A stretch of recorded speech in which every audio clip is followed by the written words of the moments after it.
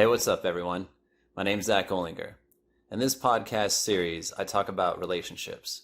Now, I know, as a man, you may not want to talk about relationships, or you may even tell me that the relationship that you're in is already pretty good. But I'm going to invite you to consider this. Could you be a little bit more fulfilled in the relationship that you have? I would like to have you consider that there may be other ways to kind of see the conflicts that are truly just unnecessary that we all experience in a different light. And if you're open to receiving or just giving me a little bit of your time, then I look forward to my guests and I inspiring you to become a man that can have more freedom, less conflict, and more pleasure in their relationships. Thanks for joining me. Hey, everybody. Thanks for joining me on another episode of the Real Zack Olinger. Today, I have Jacob Davisson as my guest, and he's going to talk to us about just generally relationships and a recent experience that he's had. And before I get too far into it, Jacob and I were talking prior, to the recording here. And I just want to share this because I was thinking, I've called this podcast and my Instagram and my YouTube, they're all the Real Zack Olinger. And I woke up this morning with an energy of like realizing that there's just some things that I've withheld, not necessarily like in this podcast or anything like that, but just in general. It was an interesting energy, and I felt called to share stuff. And then I'm not sure, not everybody necessarily knows this in this particular podcast, but I have animal medicine cards that I use and I draw every day. And I drew the possum card in the contrary position, and it spoke directly to this kind of energy. And I was like, all right, I get you, universe. So in the sake of honoring that and just and myself and just kind of like correcting that kind of energy, the reason I mention all of this is because I've withheld this and only shared this particular piece of information that's coming up with certain individuals or certain audiences. And how I know Jacob is through an organization that we both belong to. And the two of us happen to be Freemasons. And so we spoke about this prior to the call. We're both totally okay with like letting that be known and out there. And I just wanted to speak to that for a number of reasons in this particular podcast, not only for the energy that I woke up with, but at the same time, allowing myself to be vulnerable because that, some people have certain beliefs or interpretations or, feelings about that organization. And as a form of protection, I would withhold it, and so I'm just honoring the energy that I woke up with and that came to me. And I'm just allowing myself to be the real Zack Olinger. And that's part of who I am. So I just wanted to share that. And now I'll turn it over to Jacob and just kind of let him start the conversation, and we'll go from there. Appreciate it, man. Hey, glad to be here on the Real Zack Olinger podcast. I've known Zack for a little over a year, and he's a great guy. I'm excited to see him doing this. And without going into further promotion for that, I'll try to get going here. I have been thinking, because you and I have talked about this for a week or two now. And first of all, apologies. I don't know if it's seasonal allergies or a cold or what, but I'm congested. My voice is down at least one octave, maybe two. So in any case, I'll try to get through this without coughing and hacking too much. You're all good. I've been doing some thinking about where to start this, because what I've really been thinking about in the context of the discussions that you and I have had is sort of masculine and feminine energy and how that relates to relationships. But before getting too far into that, not that I'm any sort of expert by any means, a little history for me, which I think provides some good context. I am the adult child of an alcoholic. I guess you could say a broken home. I mean, my parents got divorced when I was pretty young. It wasn't, awful, I guess. I mean, I wasn't old enough probably to understand. And also I'm a recovering alcoholic myself. So March 11th was my 7-year sobriety date. Awesome. Yep. Which I bring all that up to say as context that most of what I did during my 20s was what I've been recovering from in my 30s, if that makes sense. So about from the age of about 22 to or 21 to 29, something like that, my recovery date's 10 days before my 30th birthday, basically. So 10 days before I turned 30, I finally put the bottle down. And up until then, in my 20s, when most people, most men, most women get a lot of dating experience and things, I really didn't. Because what I was doing was, drinking and dicking around with my friends, playing World of Warcraft or whatever. And so I sort of missed out on some formative dating experience, I guess. And then actually in the first part of my 30s, I went back to school.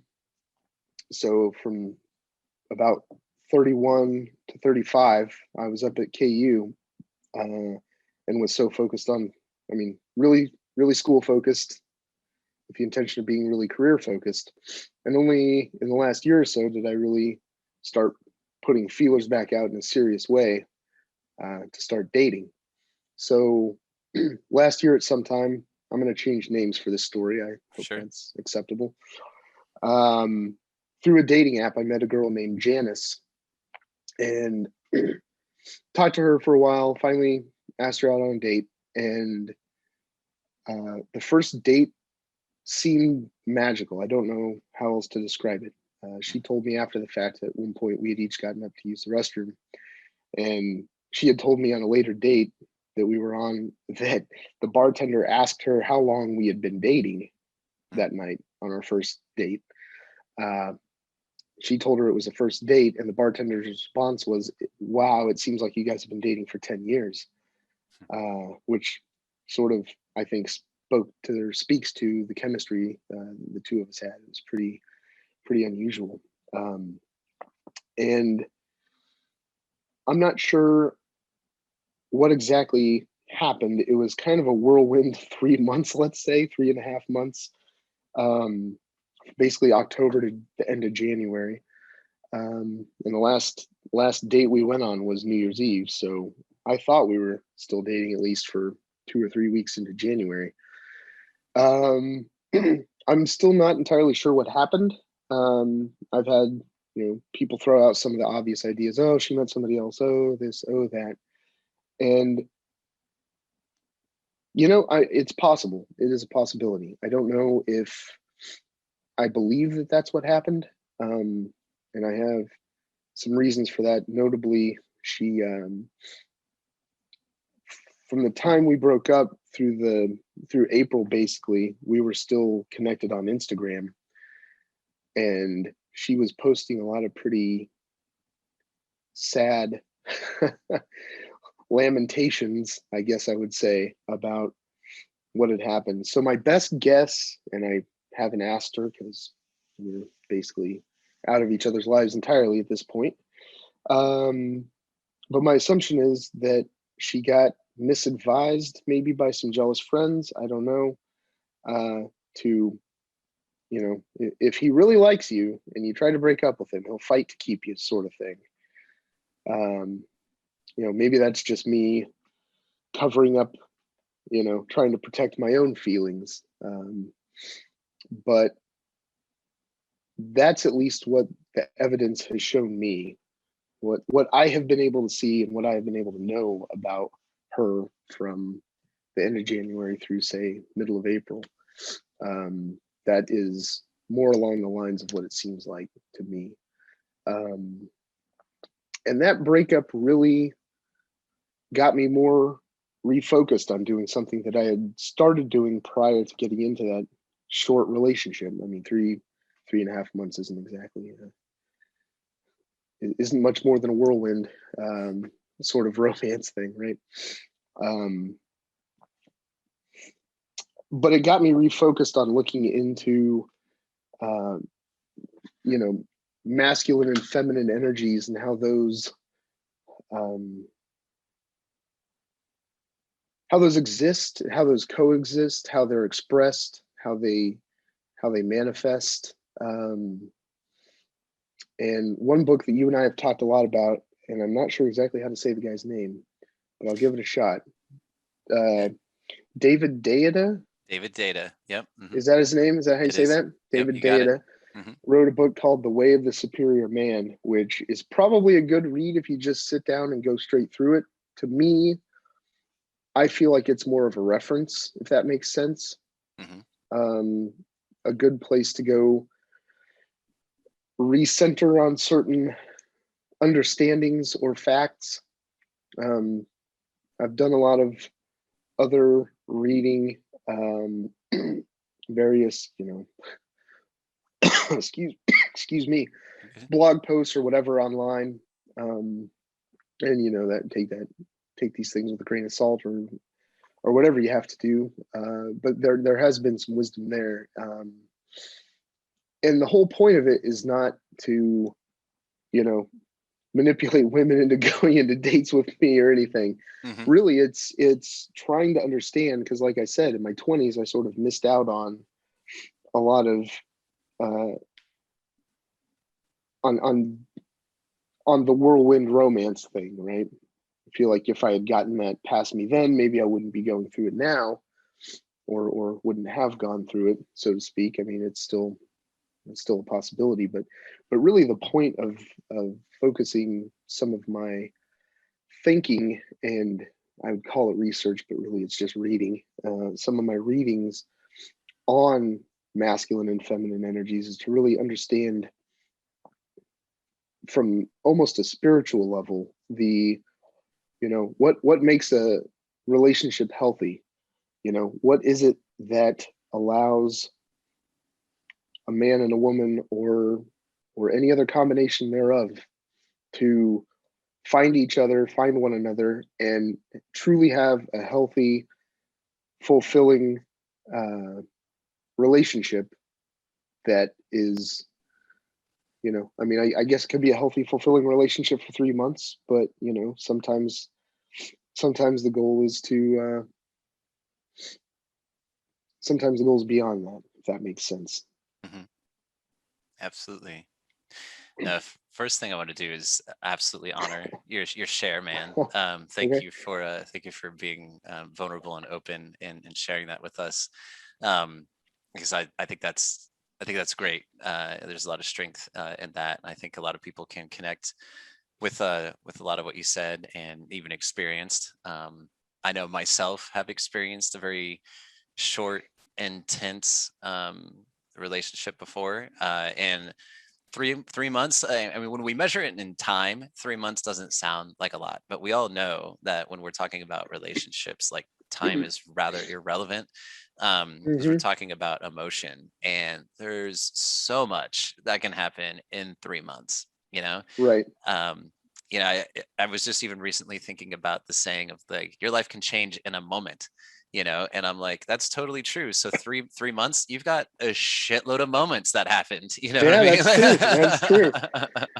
Einstein, describing relativity, it's at least attributed to Einstein. This could be another, fake quote, but described relativity as sitting next to a beautiful woman for 30 seconds can seem like an eternity. Having your hand on a stove for 30 seconds. I think I've got that backwards, actually. Sitting next to a beautiful woman for 30 seconds can feel too short. Hand on a stove for 30 seconds can feel like an eternity. Absolutely right. Yeah, absolutely right. So that's interesting. You point out that measuring those things in time is really kind of a fruitless endeavor, because really it's, lots of things are worth or useful when measured in time, but there are definitely things that are better measured in moments, and I think that's one of the things that's so hard about a relationship ending is, and it was a little for me. I think I told you before we went live, or you hit the record button or whatever, or maybe not. Maybe you'll just cut that part out. But I mentioned. Oh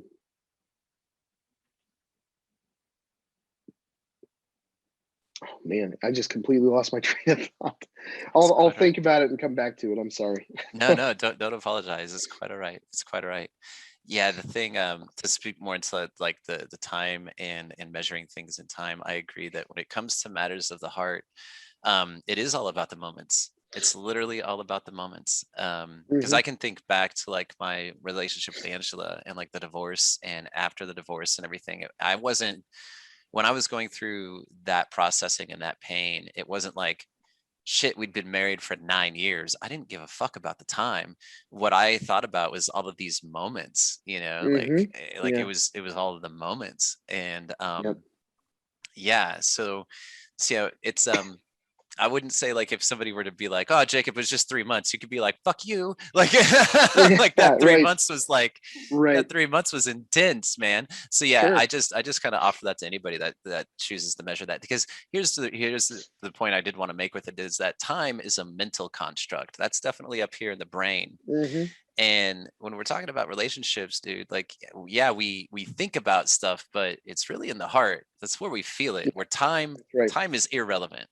um Sure. so yeah, that's all. Yeah, it's about the feeling for sure. That's right. I think I just remembered what I was going to get to. So, one of the things that's weird about a relationship ending that I read is that you're not just lamenting the end of the relationship and the moments and things. You're sort of lamenting the loss of potential, if that makes sense, right? I So can, and yes. that's how I felt. Like I told you before, if she sent me this, she broke up with me. Janice broke up with me by text message, by the way. How eighth grade? Excuse me. I don't like to throw punches, but every once in a while. But she broke up with me by text message. If I'd gotten that message a week before, it would have completely blindsided me. But by the time I got the text, 2 or 3 days before, like I told you before, I was to the point where, if she wasn't gonna call it, then I probably was, because so I had some time to process, I mean, I had the time to, or I went through the process of, I don't know what to call it, the grieving process, or I don't know if I went through all 12 stages of grief. Maybe I'm still going through some of them at this point. I don't know. Maybe this is discussion with you is the last, thing I need to do to put the lid on it. I'm not sure, um, but the loss of potential. I mean, Janice and I had so much in common, so much stuff we like to do. We could talk easily and openly. We both worked in tech at some level. So, I thought there was an understanding of, sometimes late hours are required. And that's one of the things that I thought might have been the end, is the week before New Year's Eve. So basically between Christmas and New Year's Eve at work, there was a rush to get something really important done. That was on a very, speaking of measuring in time, very sensitive time scale. We basically had till the end of the year to get this particular thing done. And that last week, I was up from Friday one week to Friday the next week, basically till 3 in the morning every night, still going into work at 9 a.m., coming home up till 3, doing this. And there were a number of times when I would get a text from Janice during that week, and she would say, "Oh, it sounds like you need a break. Sounds like you need." Like, yeah, I know, I got to finish this, or I'm gonna, not gonna be able to hang. We're not gonna be able to go out on Friday if I don't get this done, kind of thing. And I've thought back, and I wonder if that may not have been part of what ended things, because I think she might have felt rejected or unimportant to me, which surprises me, because like I said, we both at some level worked in tech, and I, made it clear. So I thought that, this thing I have to get done. There's a deadline. We didn't set it as a company. The deadline wasn't set by us. It was set by an external organization. We have to get this done. And, maybe the understanding wasn't there. Maybe I didn't communicate clearly enough. Maybe, I don't know. I try not to speak in hieroglyphs when I try to make things like that clear to somebody, but sometimes I guess that's how it comes out. So, but yeah, the loss of potential is really, because like I said, we got along so well, and the chemistry was there. And that's one of the other reasons why I think that either she was put up to it by some jealous friends, which is what my assumption is, because I met one of her friends once, and with the intention of meeting many of the others, it never happened. But Janice told me later, she goes, yeah, my friend Amber's asking me where she can meet a great guy like you and all this stuff, you know, she's kind of jealous and this and that. So I don't know. Like I said, I only know what was laid out in front of me. As far as evidence goes, I'm not trying to Sherlock Holmes my way all the way through this, but it's the loss of potential again. You know, I don't know if marriage was necessarily in our future, but I figured more than 3 months was, if that makes any sense. For sure. And I can 100% relate to the lamentation of the potential. I mean, that's actually the word I've used within the last like 18 months for sure, with some people where I'm like, yeah, the potential. And like that's my thing, is like, I just actually, to exactly what you said, is I'm like, I've told people, I'm like, I'm not attached to the longevity of the relationship. What I am attached to is experiencing the relationship, you know. Yes. Yeah. Because like, there's just certain, like you said, there's certain connections you have, and you're like, the potential, like, to not experience that potential is a gross miscarriage of this whole connection.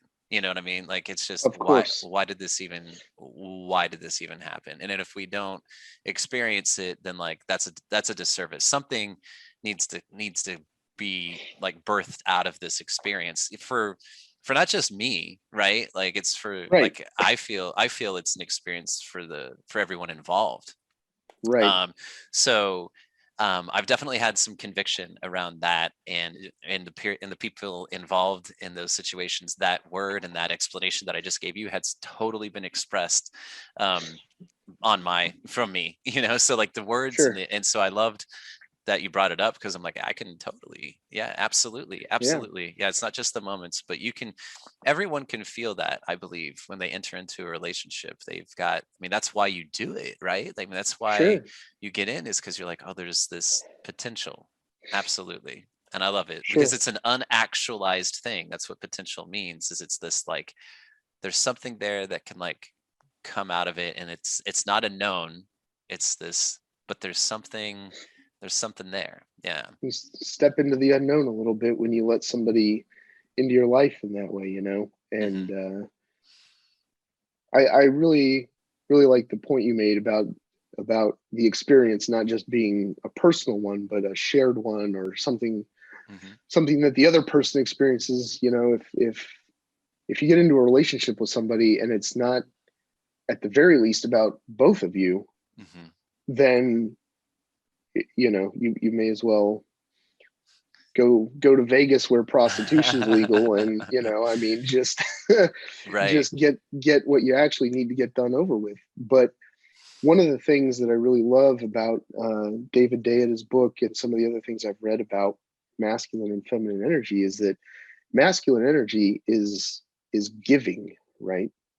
It's open, and it's giving, and the feminine energy isn't necessarily an entire 180 away from that, but is receptive, and is obviously nurturing. I don't remember all the adjectives that have been thrown around, but to me, that's part of the experience, right? Understanding that, you know, not gonna, you know, every date's not going to be at Taco Bell, or, you know, whatever. Yeah, you know, I don't know how to describe it. It's like go out and have some experiences, make some memories. I mean, like you said, measuring relationships in time is kind of a tree that bears no fruit, but go out and make the memories that are part of the relationship, right? And if those are made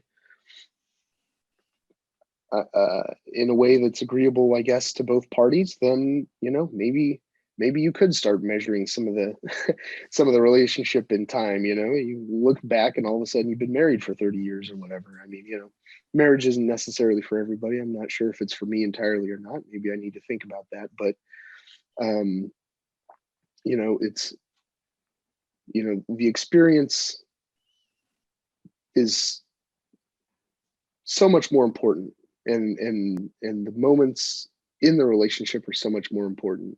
And you said that very well, and I Thank you. appreciate you sharing that. Yeah, that was some wisdom. Thank you. So yeah, there's a couple directions I could go with that. I guess I'll go both ways. There's no reason these don't have to be mutually exclusive.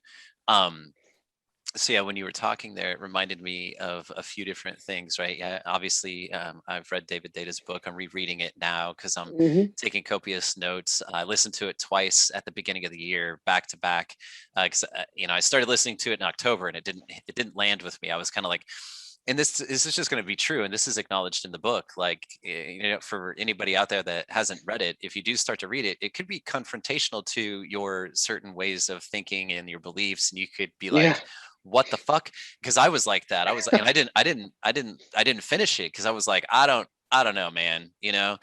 And then I was driving down to Texas at the end of December, and I listened to it, and I was like, holy! And I made it all the way through, and I was like, this fucking book is gold. And like, I listened to it on the way back to Kansas City, and I was like, this fucking book is gold. And so like, I wanted to buy it because I was like, as I listened to it a second time, I'm like, okay, now I need to take notes. I need a physical copy because there's shit I want to highlight, I want to underline, I want to make notes, I want to make these Hmm. connections from here to here. And Yep. so that's what I've been doing. So I just wrapped up chapter 15.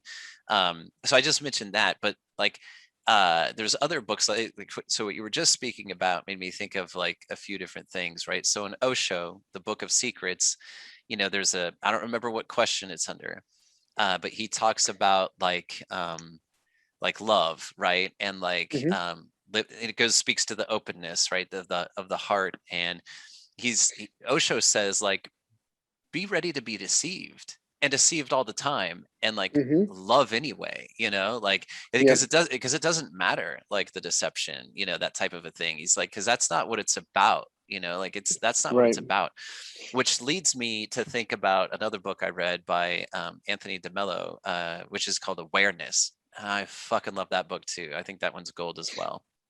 And in that book, he talks about how he questions. He's like, do you really actually love anyone? He's like, do you really love them? He's like, do you just love the idea of them? He's Right. like, you've got this prejudiced idea of like how somebody should be. And like when they don't line up with that, then that's how you fall out of love, right? Because you have these expectations, you have these demands, you have this idea of what the reality or the relationship or the person should look like, rather than accepting what truly is. And I found that Right. a fascinating like concept, because I'm like, that's totally true. Like, I mean, I've done that with a lot of relationships. Hell, I do that with family members, you know what I mean? Like, Yeah. right? I mean, Sure. so Sure. I was like, wow. So when you were speaking about the openness and like, coming from the place of just being like creating the experiences and just being open to that, David talks about this in his book too, The Way of Superior Man, to love, in spite, for the masculine to love even if it hurts, right? Sure. And Absolutely. and so I find that a fascinating thing as well. And I think those other two pieces like play into that, like deception hurts. Knowing, or at least understanding, or accepting that you might have a prejudiced idea about how somebody should be, and when they're not that way, that can hurt. So it Yeah. hurts because your expectations are butting up against reality, and now you've got to face reality. But the whole point of it being is that, like, don't let those things close you down, don't let them collapse you, don't let them Right. like shut you off. And like learning how to like move and love through those things. And this is all new to me too, like, because I know for a fact I didn't do that, like I know earlier you mentioned like, oh, you missed out on some dating experiences in your 20s, and maybe if you hadn't, you wouldn't be going through this stuff. And I'm like, I didn't date a whole lot in my 20s either, because I was with Angela. And I'm like, I think this kind of awareness, when one chooses to start to look at things like this could happen at any point in time in your life after X number Yeah. of experiences. So like, I would Right. just say, like, forgive yourself on that. Like, I wouldn't measure yourself or compare yourself that way. Um, Right. yeah, just because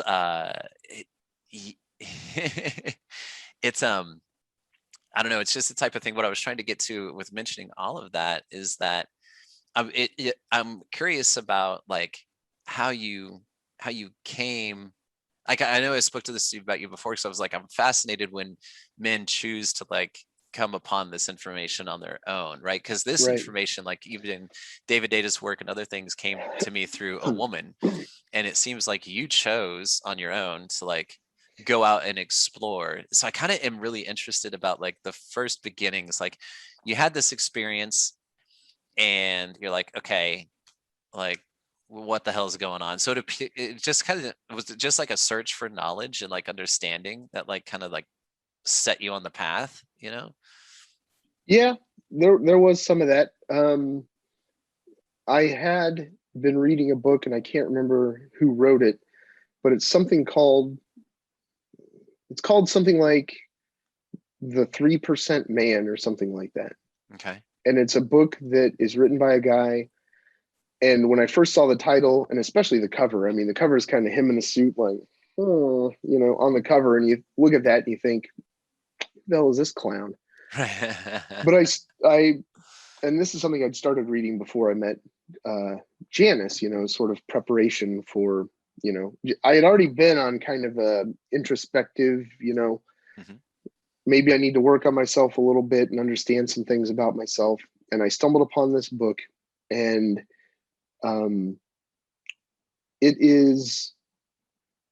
it strangely explains some things about relationships, and I'll get into those in a second, but or it sort of explains how women think in a way. And I know that sounds like a myth, this must be, that jackass on the cover in the suit, must be a complete buffoon if he thinks he can explain how women think. Mhm.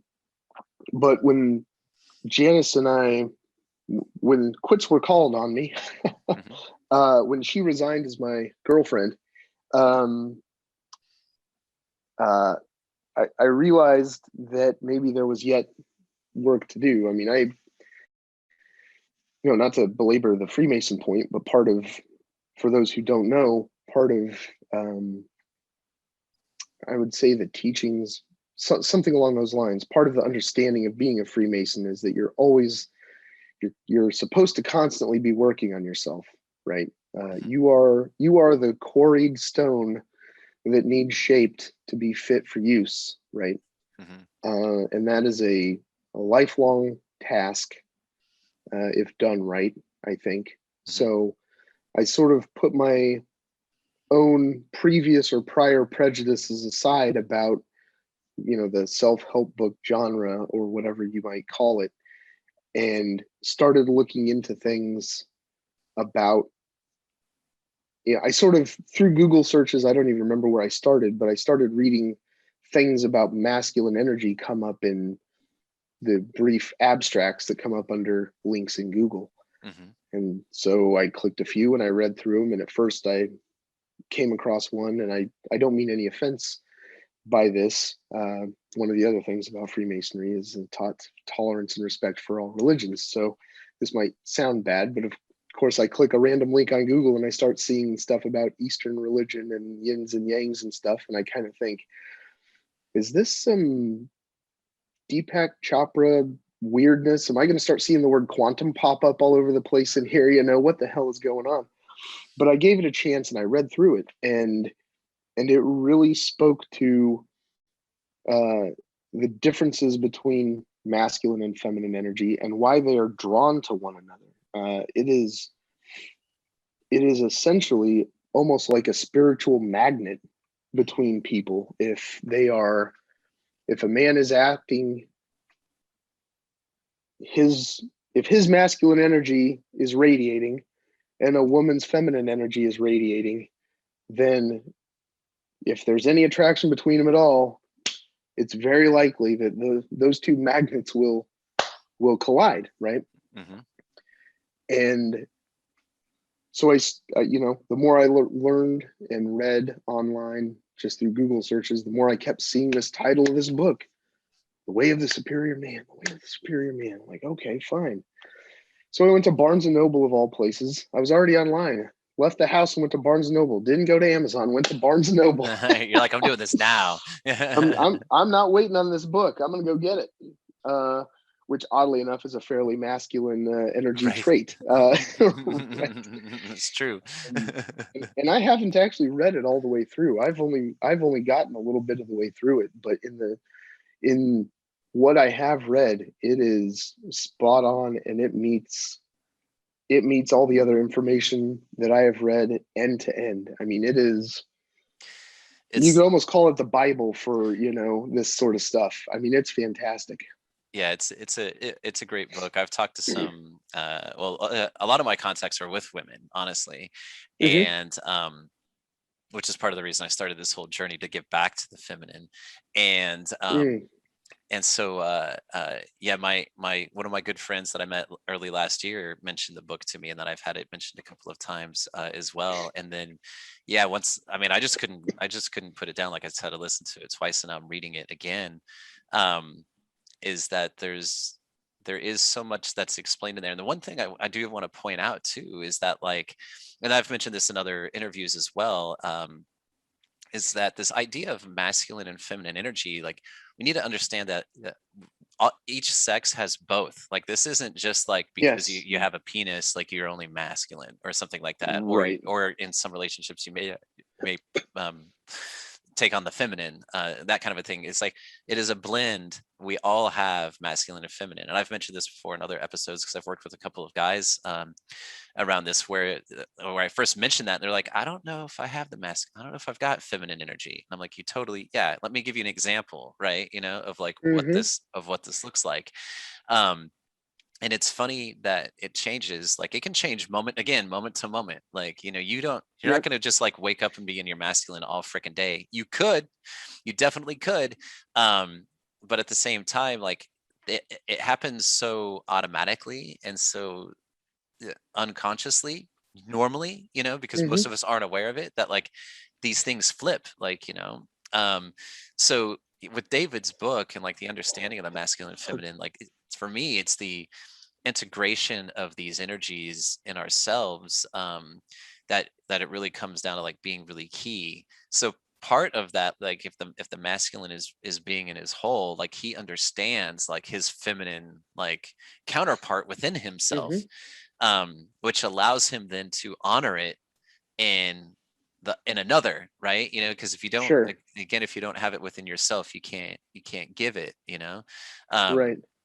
and so, yeah, through this information that is still very new to me, I have seen it, how it plays out and unfolds in all of my relationships, and again, like with family, and that type of thing, even with like between my sons, and like what that looks like, how I can model it, how it allows me to show up, like, with with my partner and that kind of a thing, and like, Mhm. and the inverse of that, how they show up for me, Right. and seeing how these different energies manifest, because it's in everything. It's literally in everything. And I'm fascinated by it. I'm absolutely fascinated by it. So I think it's really cool, and it speaks to a point that I've had expressed in every single interview, and I think it's going to be expressed in every interview that I have, is that your relationship with yourself, like, is where it starts.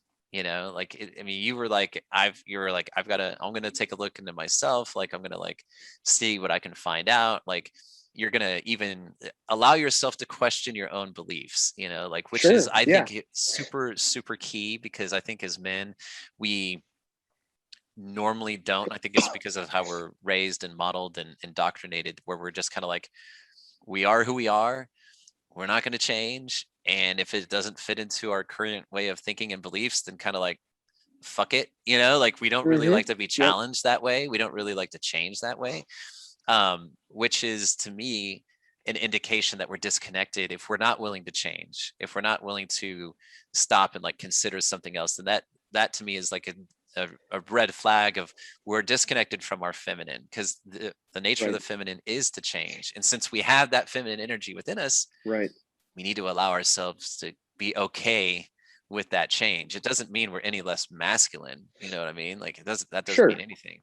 And yeah, men, we can change and all that kind of stuff, but normally it takes some type of like, almost a form of death or some type of threat for us to be like, what the fuck? Like, I need to change something. You Right. know what I mean? It takes something drastic rather than just being like, hey, I might need to like take a look at this. And, you know, like, how about we bring the magnitude of requirement of necessity to like not require Yes. something that's about to like kill Lower us, the you know? bar. Yeah. Right. Well, it's funny. I think a lot of this, and I'm not a biologist by any means, but for a long time before I went on, I guess I could call it a journey. This introspective. I've always been a fairly introspective guy. Even more so, had to be, sort of was forced to really embrace that during my journey to sobriety. But not to belabor that point either.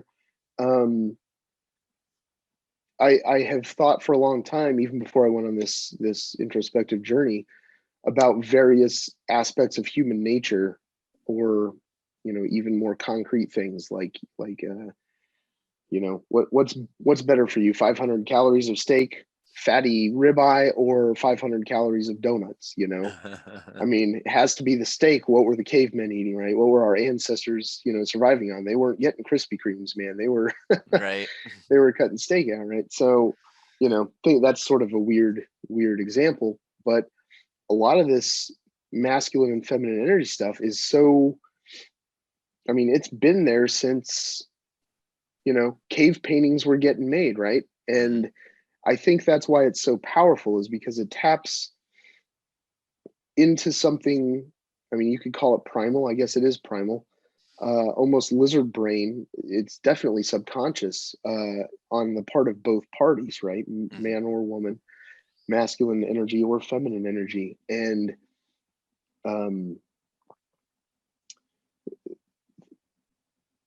like I said, the whole point of this is not to trick people into Right. going on dates with me or whatever. One of the things that I read, and in that 3% Man book, he said for a long time, he kept saying these two phrases: in his masculine, in her masculine; in his feminine, in her feminine. I kept thinking, what the hell is this guy talking about? He hasn't described this. He just keeps saying it like I should know what it is. And that's part of, I think, what set me on this journey. Like, what the hell is this guy talking about? But you can really tell in that book, he says it a lot. He talks, and it's almost self-promotional, right? It seems like, I've already bought your damn book. You don't have to sell me on it again, right? Know when to quit selling. But he keeps talking about how the information in his book is so important. And I think what he's getting at, he even says it in his book, he's not trying to get, not trying to help people trick women into getting into bed with them. He's trying to help people have more healthy, fulfilling relationships, right? And that's really what this, me trying to gain some understanding, and it has to go beyond understanding. I think that's the other thing that people probably should hear. This is not a research activity. There is a practicum that comes along with this. And anybody who is going to start reading David Deda's book, or this, I can't remember the exact title, and I don't remember the author's name, but the call it The Way of the 3% Man. I don't know. But that book, if you're going to read that one or any of these other things, you need to really internalize as much as you can what's being said, and practice it. I mean, even to the point of going to Google, if you're looking for the same ends that I am trying to get through the means by which I'm trying to get them, you need to the point of looking up lists of masculine and feminine traits or expressions, and start living them. I mean, you have to practice them. I mean, when you're a man, walk shoulders down and back, be open, have an open posture, show people your hands, right? And then another evolutionary thing, I think, I'm not a danger. I'm not carrying a stone mallet or whatever, I'm not carrying a big rock to hit you over the head with. There are a lot of subconscious, there are a lot of nonverbal cues that let you express some of these things. And I'm probably not the best at expressing them. I'm certainly not an expert on saying them. But the other thing I would tell people, man or woman, whatever it is and there are a number of ways to do this. The way I've found is actually through weightlifting, or I guess more specifically, you could say bodybuilding. I don't look like a bodybuilder, but technically what I'm doing is what Arnold was doing. I'm just not going to ever be as big as him, which is fine. I accept that. But that is a place I go to the gym. I put my headphones in. I put on some gangster ass music and I lift weights, and I am in there grunting and pushing myself. It is one of the few places in my life that I get to go act that way, right? Mm-hmm. When I'm out in public, when I'm at work, when I'm at school, when I'm at family reunions, when I'm here with you, I can't act that way, right? There are societal norms. There are, if I was walking around, picking heavy stuff up and grunting and throwing myself around in public, people would lock me up. So one of the few places that I really get to let that masculine energy just come out of me is one of the places where I do some of the best, I feel like, work on myself, because weightlifting or exercise is not merely a physical tuning of the body. It's also a mental one. There are a lot of very strong mental benefits to doing something like that, to pushing yourself to act beyond what you think you're capable of. To look, I would challenge any man out there who's watching this, and maybe any woman if they wanted to. Henry Rollins wrote up a fantastic, almost manifesto about weightlifting and how it changed his life. And at the end of that, and I'm not going to get this quite right, he basically says, you can go outside and have people call you a god or a son of a bitch. You can go to work and have people tell you you're great or absolutely useless. You can go home and have someone tell you they love you or they absolutely can't stand you and they want you to get out of their life. But when you go to the gym, 200 pounds is always 200 pounds. The iron doesn't lie to you.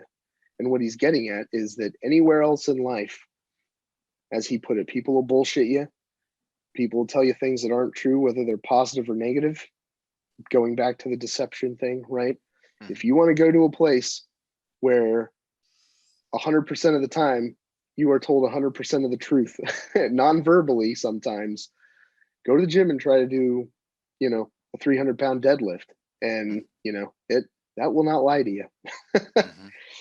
Mm-hmm. But the whole point of that was really that, find things that you can do to get your masculine energy going, right? Mm-hmm. I mean, one of the best analogies that I've heard for expressing masculine energy is the sun.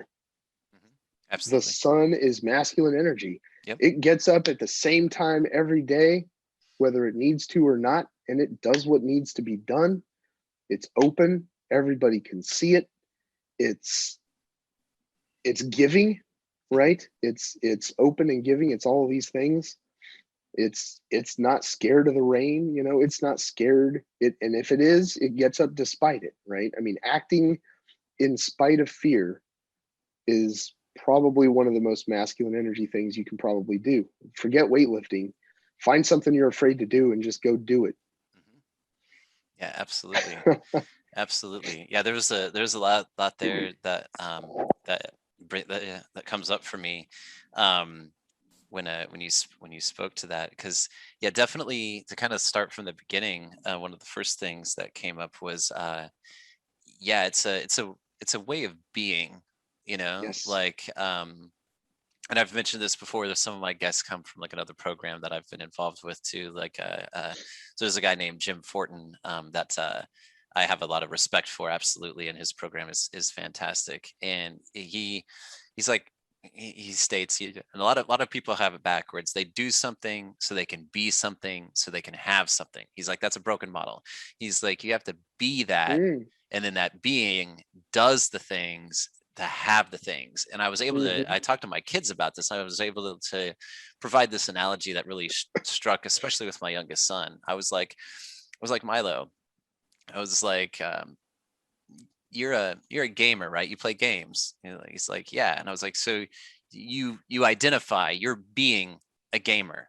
And he's like, yeah. And I was like, so you do the things that gamers do. I was like, you research the game, you watch the YouTube videos, you learn how to play the game well. I was like, those are doing things, but before you're doing, you were being a gamer. That was a very excellent a very excellent analogy you gave your son. You know, that reminds me of so for the last since 6 or 7 years, I guess, I've worked basically in the local startup area in Kansas City. And two startup sort of cliches that people say that might be applicable are very along the lines of the be do what was it, be do have, or whatever that Jim says, and that one in particular is, don't tell people you're going to do something, tell them you are doing it. Right? Because you say my company is going to provide or whatever, that's, I mean, that has kind of a wrong business connotation, but also you're doing it. Right. There's a mental aspect to that, because if you're doing it, then I mean, maybe this isn't how people think. Maybe I'm thinking about this because of what you've been saying about be, do, have. But if you say you're doing it, then you are being the thing, right?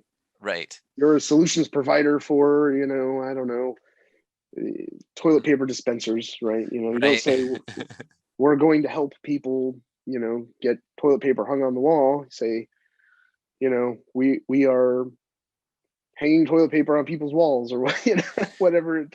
Yeah. Because you already are the service provider. You are being that. Yeah, I think that's what it telegraphs on a somewhat subconscious level, like, or at least on a level that people aren't consciously aware of, is that when you say that you're going to do something, it telegraphs that you're not being that person yet. That's right. That's what people want to trust or do business with or enter into a relationship with, is somebody who's already being that thing. Right. Like, yeah. So that's, yeah, I think that's a real important distinction, and something, it's just so interesting, the nuance of language, like what it conveys, what people hear, and what it actually telegraphs to them, and we're not consciously aware of it, but in that particular context of be, do, have, it's incredibly important. Like, are you being that thing or not? Are you working Right. on becoming that thing? I mean, that's fine. It's just that, like, depending on where people are at, it's like, I already need you to be there. You know what I mean? Like, That's right. not working on getting there. Like, I need you to be Right. there. Yeah. That's right. Let me know when you're ready to help me put rolls of toilet paper on the wall, and then I'll come back and, we'll talk. Right. That's one of the things from some of the readings I've done that is it's a common joke that's made between couples or about couples, I think, but is also pretty indicative of the difference in masculine and feminine energy. And you actually sort of just touched on at least that aspect of it. But the old cliche of, and I used to joke with friends about opening a restaurant called I Don't Care, right? Because, a man and a woman, hey, honey, where do you want to eat tonight? And his girlfriend or wife or whoever says, oh, I don't care, right? And some of the things I've read lead me to believe that the reason she says that is not because she doesn't care, but is because she wants you to dig down into your masculine energy and make a fucking decision. It's like, be certain, make a decision. So don't ask where she wants to eat. Yep. Baby, we're going here. We're going to this restaurant, or, we're going to this place. It's like one of the things I've learned, and it's kind of weird to do, honestly. It's a little weird. Like I said, I met Janice on that, one of the dating apps, which I really hate those. I got to be honest with you. But sure, during a pandemic, any port in a storm kind of thing. And I'm not talking about Janice. I'm talking about the app. But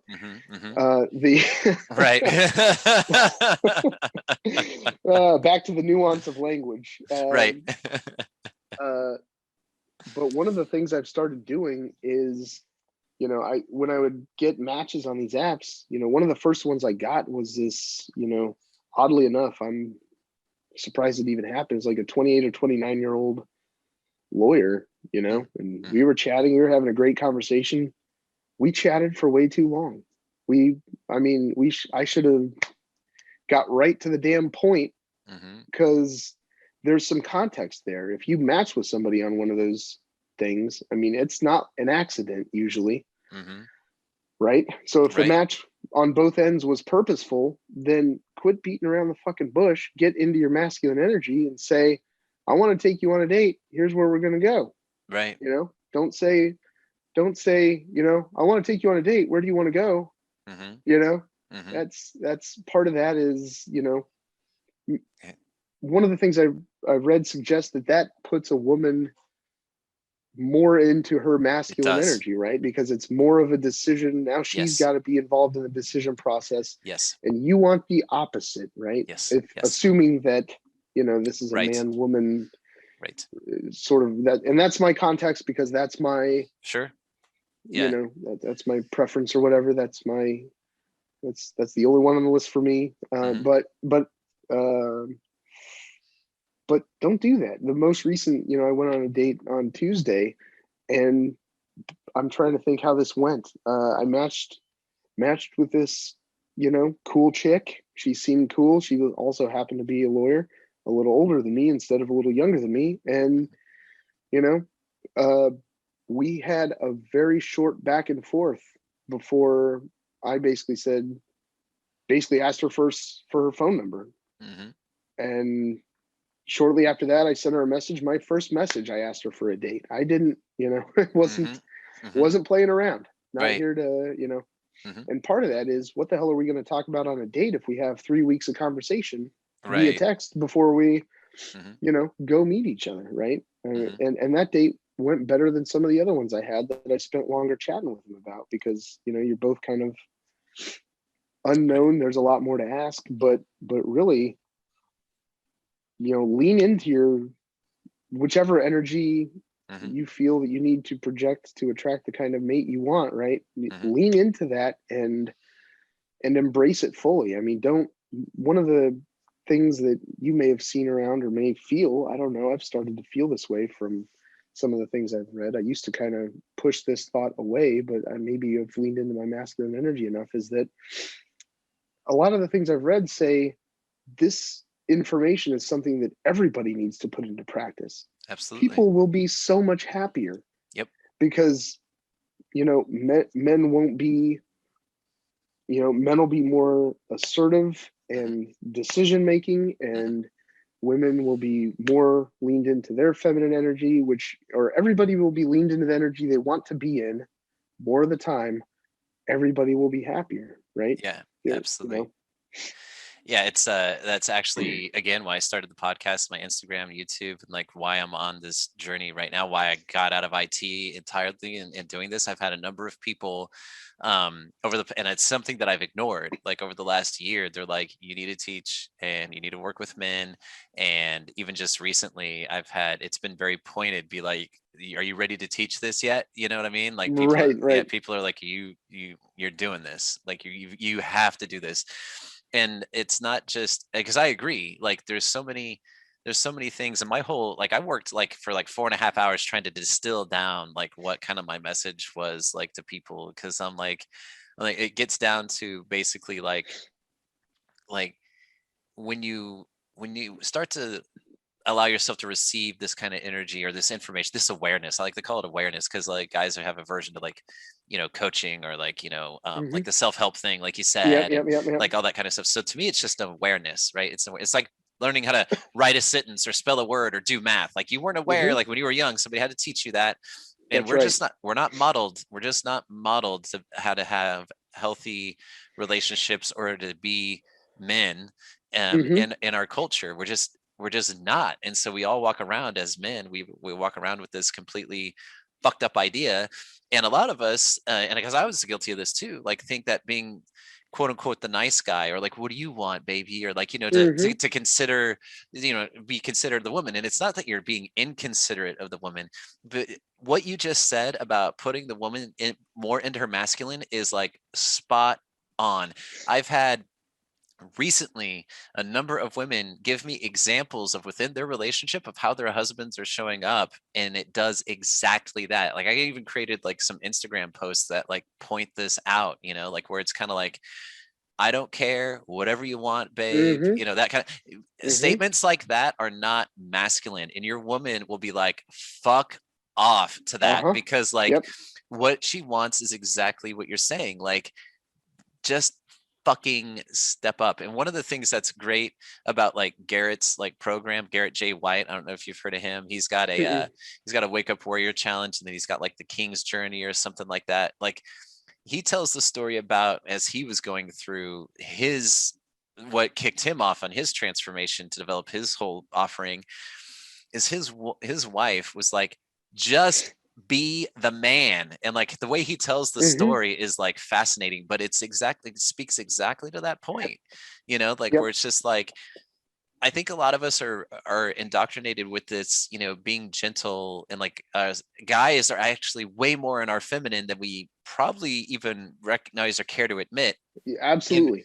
and because of that, we're so considerate of the feminine side, where yeah, we put that decision making on them, and like they don't, that polarity piece is missing, you know. It's what that, like you said earlier, the magnetism, what draws Mm-hmm. people together, and it creates a lot of resentment. And like and you It get into does. any type of long-term relationship, I call it the Epcot center of resentment, because like it's these microaggressions, right? This other woman that I just interviewed yesterday, the microaggressions is a great word. It's like these tiny little Lego pieces, and it happens in every tiny little interaction. Like one little piece of like, and again, multiple of these things can happen throughout a day, but you get Mm-hmm. it over time, and now all of a sudden you do have this Epcot center of resentment on both Right. sides, because the man or the masculine might feel like, oh well, the woman doesn't appreciate what I'm saying, or like how I'm being, and I'm trying to be considerate of her, and the feminine's like, my fucking man's totally fucking spineless and can't give me a Uh-huh. goddamn reason as to like why he's fucking wanting what he's wanting, or he's not wanting anything, and I have to fucking make the choice, you know. And then he might Mm-hmm. be upset with the fucking choice I have to make because he doesn't have the balls to fucking make it himself, like, you Yeah. know. Yeah. Like, so you have this, it just, hey, we're building the Epcot Center of Resentment. That's right. That's right. One Lego at a time. Right, let's go One Lego visit at a time. everyone. And I think we can all Most of us have been there, I yeah, think. totally, right. And so that's what I'm saying. Like those rides fucking suck. And so I'm with They you do. on the sense of like, everyone, I agree, everyone needs to like become aware of this, on both sides of the feminine and the masculine. And I had so much resistance to like working with men on this, because I was like, men are stuck, like they're thick-headed, like they don't want to change, like I don't want to. I was like, young men, I'll work with young men because they're more malleable, like they're just starting to get into this stuff, like, you know, Right. like I can, they're impressionable in a sense, right? And Mm-hmm. that's cool, because then they can start off on a better trajectory. I'm like, I want to work with those guys. And then I had an experience in March where that all got shattered, where I'm like, all right, fuck it, I'll work with any guys, man, you know what I Yeah. mean? Because it's all about the relationships, like about experiencing more freedom, less conflict, and more fun. Because the thing is that when you start to embrace these things, like what do we, as men, like, let's be serious here, and as women too, because I've talked to women, and this is true too, women enjoy sex just as much as guys do. if Yeah. you want to if you want to get more of that, start embracing this masculine shit, and like Mm-hmm. letting your fucking woman like fall into and surrender into her feminine. And I have had experience with this stuff where I'm like, I've never had experiences like this before, and it's a Mm-hmm. whole different ball game. This is a whole different experience, man. It is. It Yeah. really is.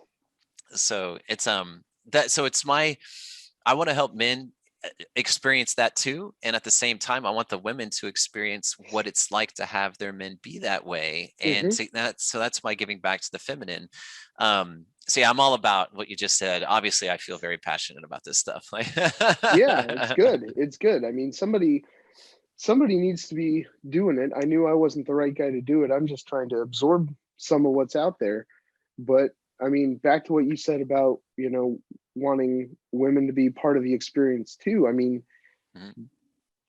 going back to what I've said a couple of times, my whole, reading about this and trying to put into practice some of these things, and I think some of them I do well, and some of them I'm learning to do well, I guess, is that it's not about manipulating women into jumping into bed with me. That's the last thing I want. It's that activity is not fun for me anyway, unless both people are digging it, both people are into it, entirely, right? I mean, and the more, I think, going the other way, like you said, in society, it seems like there aren't, I don't know if it's a role model, lack of role model problem, or what it is, but men seem to grow up acting leaned more into their, or maybe away from their masculine side for whatever reason. And, we could hypothesize on any number of reasons why that might be, but without going into them, man, brothers, lean into your masculine side. If if you're afraid of it, on the other side of fear is the thing you've always wanted, it's for sure. Go and really learn to be introspective. It doesn't mean that you're broken. I didn't start looking into this stuff because I was broken, it's, I think everybody's got their own traumas that life imposes on them, and everybody has to deal with them in whatever way they need to. But those traumas don't mean you're broken either. I mean, look into some of the stuff. Don't think of it as self-help necessarily. Think of it as self-improvement, maybe, right? You're not doing it because you need help. You're doing it because you want to improve yourself. And I can, promise you, from the few times I can be sure of that it's worked for me, example with Janice, I mean, that was a whirlwind relationship, and it moved really quickly. And I mean, to the bedroom really quickly. And it's, not saying that to embarrass anybody here or to, pat myself on the back here. That's not what this is about. But I mean, it was very clear that she was in her feminine and I was in my masculine, and there was no doubt. And it was crazy. And I'm not talking about just, the bedroom. Right. That Exactly. I hinted at. I mean, exactly. it was, it's an energy. Yeah. that's right. I could tell being around her for maybe the first time in my life I was aware of it. And that's the other thing. It's not just awareness of your own, where you are, but being aware of where your partner is, right? One of the things a lot of guys hate about approaching women or about talking to women is the little tests, they give you. They try to, nip at your heels a little bit and see if it moves you around, right? Well, think about it like this. A woman who's testing you is testing you because she likes you at least a little bit. She thinks there could be something there, right? And a woman who doesn't test you doesn't care, right? What's the difference? Well, the opposite of love isn't hate, it's indifference, right? It's indifference. So, if she's completely indifferent and doesn't care, she's not gonna, she's not gonna try to move you off. One of the 3% guy, I can't remember the name of that book. I should have looked it up while I was running away from the fire alarm. But he talks about being a centered man. People, men, women, whoever, women and men possibly would both test you to see if they can, move you around. Are you a rock or are you a piece of driftwood blowing in the, or rolling on the waves? I mean, be the rock. Be certain about what you want. Be certain you understand who you are. So, like going back to that, stay in your masculine energy. You know what you want. Whatever it is, what you like. I don't like country music, so if some chick wants to go to a country concert, sorry, baby, have fun. I'll see you when you get home. Yeah, definitely. I know I think that's part of that epicenter of resentment as well. Because a lot of guys will take those tests that you mentioned, or like the criticisms and things like that, or like questions, like when when a partner or a woman, questions a man, is she doing it because she's a nagging bitch, or is it Mm-hmm. because like she's just being an asshole? Right. No, no, like, that's David totally talks about that in his book. He's like, she's doing it so she can feel your certainty. Like it's that Mm-hmm. it's pleasurable to her. And it's not Mm-hmm. because she's fucking sadistic. Okay. It's not because of what Right. was like sadistic. It's because she wants to feel your strength. She wants to know Mm-hmm. that she can trust you. And then She wants to from feel that there, masculine energy. right. And then she'll like unfurl, she'll surrender. And that gets you that fucking fun of the bedroom and the kind of experience you probably, if you haven't shown up this way and stepped into your masculine, you haven't experienced this before. You know what I mean? You just haven't. I can guarantee you haven't. Like, and when you Yeah. do, you'll be like, so that's a reward. Okay. Like that's what that means. And it's not manipulation at all. What it is understanding the principles of these energies. I think that can't be overstressed enough. These are principles of energy. It's no different than learning like how physics fucking works or Mm-hmm. mathematics fucking works. Like they're they're just truths of like how things work. Mm-hmm. And if you want to like use that to manipulate somebody, like that's on you, man, like whatever. But like that speaks to people's intent, and like everybody else has their own intentions, whatever. Mm-hmm. But understanding the principles, like it still doesn't change the fact that that's how those energies work. And Yeah. if you want to manipulate those energies, whatever, the fundamental truth is that this is how these energies work. Mm-hmm. And I think understanding that is so key, because as you said before, that like we just create unnecessary suffering within all of our Mm-hmm. relationships. Again, like this doesn't just have to be like within your intimate partnerships. Like this could be like when my son is in his feminine and the space I need to hold for him so that way he can express himself and then like Mm-hmm. do what he needs to do. Because again, we all have it, right? I've totally shifted into that one time when I was like, I went from being in my masculine to in my feminine like that, didn't realize it. The person involved had to flip the same and hold space for me. And then I've experienced the same as I think we all have, where if somebody doesn't flip into the masculine while you're expressing yourself, say you get pissed off, right? And you need to express that. That's a feminine thing. Anytime you're expressing yourself, that's a feminine characteristic. Expression is feminine. Mm-hmm. Holding space, like being present, that's a masculine thing. Now, I've had an experience too, multiple times. I'm sure we all have, but where both people are in their feminine. That's how fights occur. One person's expressing themselves, Mm-hmm. then the other person's expressing themselves, and Yeah. nobody is holding fucking space. All you have is two fucking storm clouds that came together and fucking are crashing, creating lightning and thunder and a whole bunch of fucking rain, and nobody is holding that space. There's no sky. There's just the storm. You know what I mean? Right. And so somebody has to like wake up and be like, okay, I'm going to let this piece of the storm do its thing, express itself, let it pass. And then if I need to, then I'll wait and see if they could then become the sky. And then I'll let my storm come through. And like, but if you do it both at the same time, if you're both in your feminine, then like, yeah, it's just, and I've had that before. I've had that quite a bit. And like you said, though, it's a practice.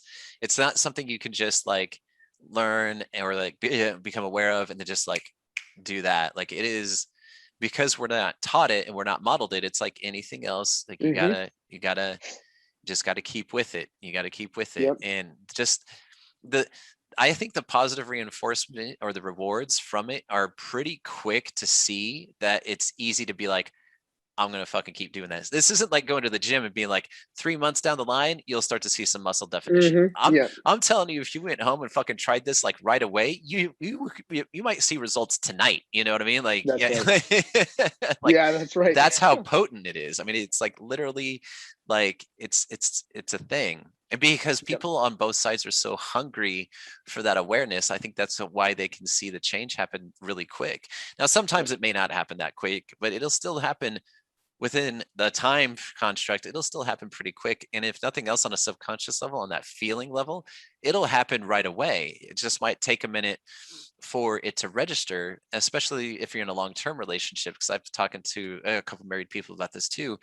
Once in a new relationship, you're learning And so you're observing, and like it's quicker for you to be like, okay, you're seeing how things go. But you get into a long-term relationship, things become quote unquote normal, or you start to take things for granted. So if there's a Hmm. shift in the energy, it could take a couple of those experiences before you get off autopilot and you're like, oh wait, that's a different response than what I'm used to. And like, oh, she's done that like 7 fucking times. Like maybe I should change my, I need to become aware because this is the same input that I've been receiving. Right.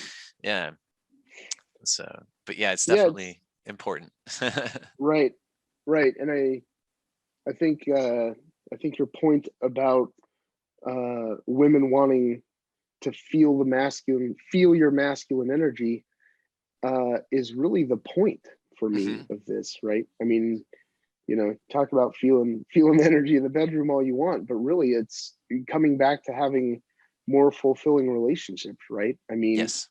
if you are an open, giving masculine man and you are not just giving that lip service, if you really are being that Hmm. and you really mean that, then what better gift could you give your partner than to give them exactly what they have probably been lacking in their life by Yeah. letting your masculine energy shine and letting them feel that presence, because Hmm. Hmm. Hmm. that is one of the things that money can't buy, right? I mean, You got it. you cannot spend your way to it. I heard somebody say once, Absolutely. uh, a hard body is something, you can't buy it, you can't trade for it, you can't this or that. It's always hard work Hmm. and dedication and eating right and all this stuff. The other thing you can't buy is that masculine energy presence that so many people are lacking nowadays, and so few women, or also men, I guess, who are attracted to masculine energy Hmm. are not receiving Hmm. that. I mean, I'm telling you, you go tonight, go out in public, go out to the bar, go out to the grocery store, I don't care where you're at, go out to the fucking gas station, and Hmm. when you walk in there, keep your shoulders back and down. Hmm. Don't cross your arms in front of yourself. Keep your arms at a Hmm. reasonable place. Look people in the fucking eye and smile, and I'm telling you, Hmm. you will notice a difference. Hmm. I mean, having a slouched posture. I mean, you can say all the nonverbal psychology things you want about that, Hmm. but it's so different having a slouched posture than it is, an open, giving, ready to give sort of thing. Hmm. And going back to the evolutionary bit about this, I think that's why this stuff is so powerful, because it taps into something in the lizard brain that Hmm. nothing else can.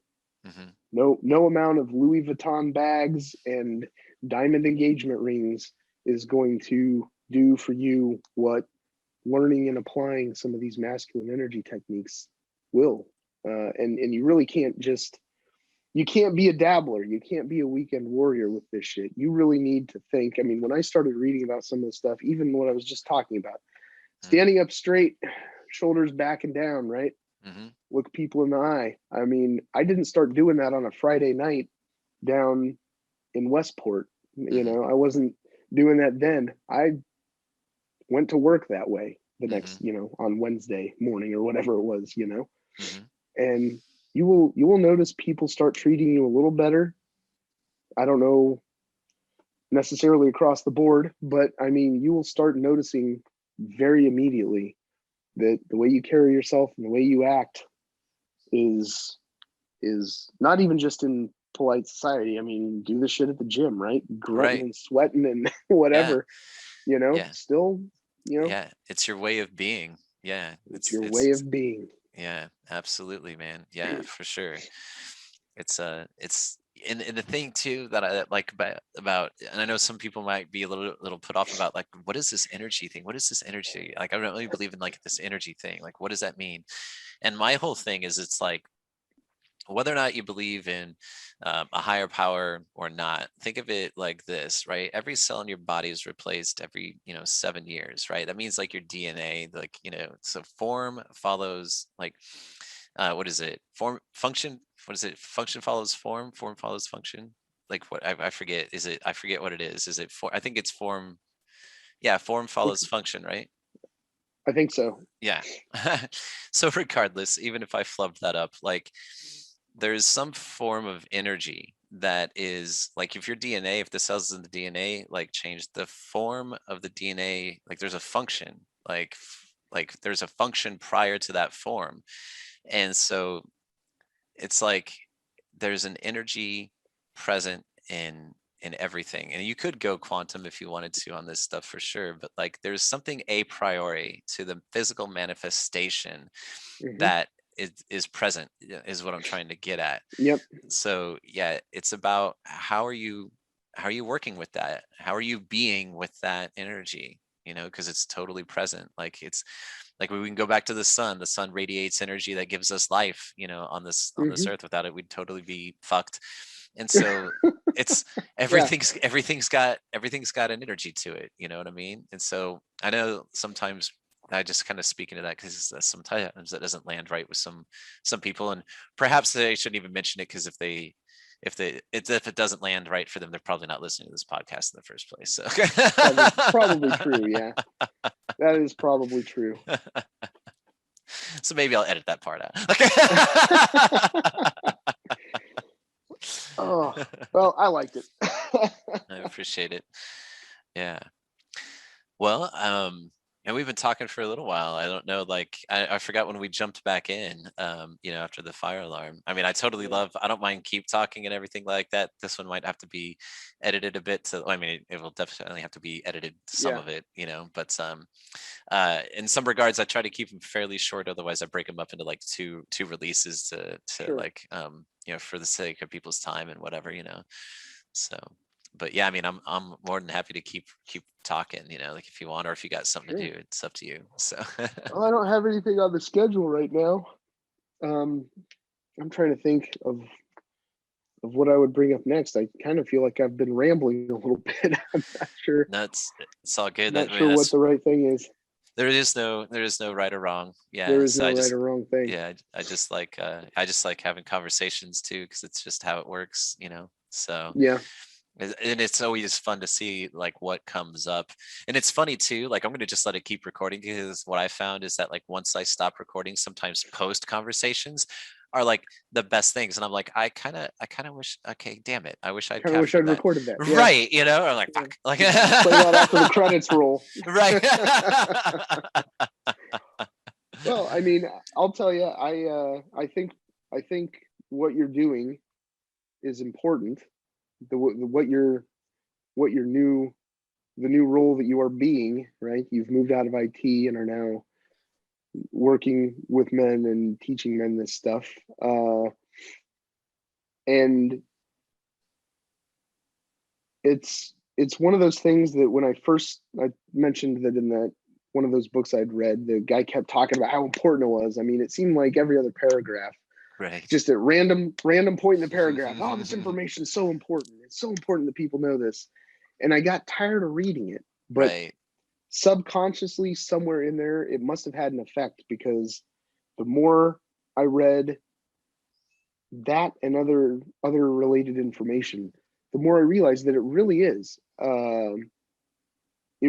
important. I mean, and I can only speak to the men here, and I'm obviously not trying to, encroach on your grounds here, but really think about what it is you want. The comment I made earlier about not knowing if marriage was for me or not, that's one of those things I should figure out. That should not be a question. If I get asked that question, if I'm on a date and I get asked that, I should probably not vacillate about that. I should probably know what the answer is, and it's a hard one to give if you get asked that on a date, because, oh, well, if I find the right woman, okay, now you got a pissed off date, and, now you're eating alone. Right. But it really is important, think about what it is you want. We all, we've talked about how you can't measure a relationship effectively in time. You always can measure them in time, but it is a useless quantity to some extent, right? Yeah. Most people do it though, right? It's yes, like they do. most people oh man, that was a 7.5 year relationship, man, or a 6 year, whatever. It's like, that's probably the length of time you were together is probably the least important. Now, maybe Yep. people are assuming some sort of conversion rate between length of time and memories or moments or whatever, and there's probably some truth to that, assuming that it was a relatively happy relationship. You'll have moments one way or the other. They're either going to be Right. Epcot Center moments, or they're going to Right. be the other sort, right? Yep. But really, um if I had any advice to the men out there, is really honestly learn to be introspective if you can. And maybe that's a feminine energy thing to an extent. But learn to be introspective enough to understand where your boundaries are. The way I've described my getting into the dating game recently to people is that, to me, it feels like, and there are plenty of things that I haven't fully understood, right? I mean, you brought up this information, this masculine and feminine energy stuff. You analogized it to being like math or physics, right? Two of my favorite subjects, math being probably a little ahead of physics.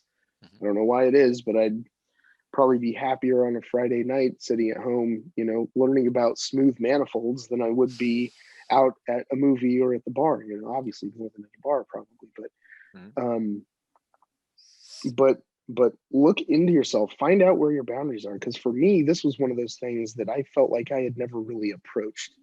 It was an uncharted territory for myself, right? I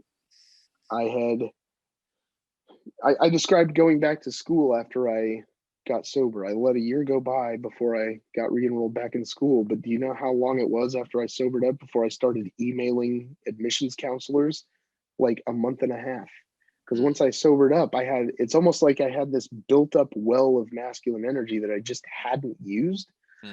And I knew I was worried about going back to school, because what happens if I fail? What happens if I don't make it through? What happens if I go through 3 years of engineering school, which per credit hour, due to lab fees and stuff, tends to be more expensive per credit hour than the business school or whatever, right? What's going to happen? I can't think about that. I have to push my fear down or do something else with it, do something constructive with it, turn it into actions and say, I'm doing this.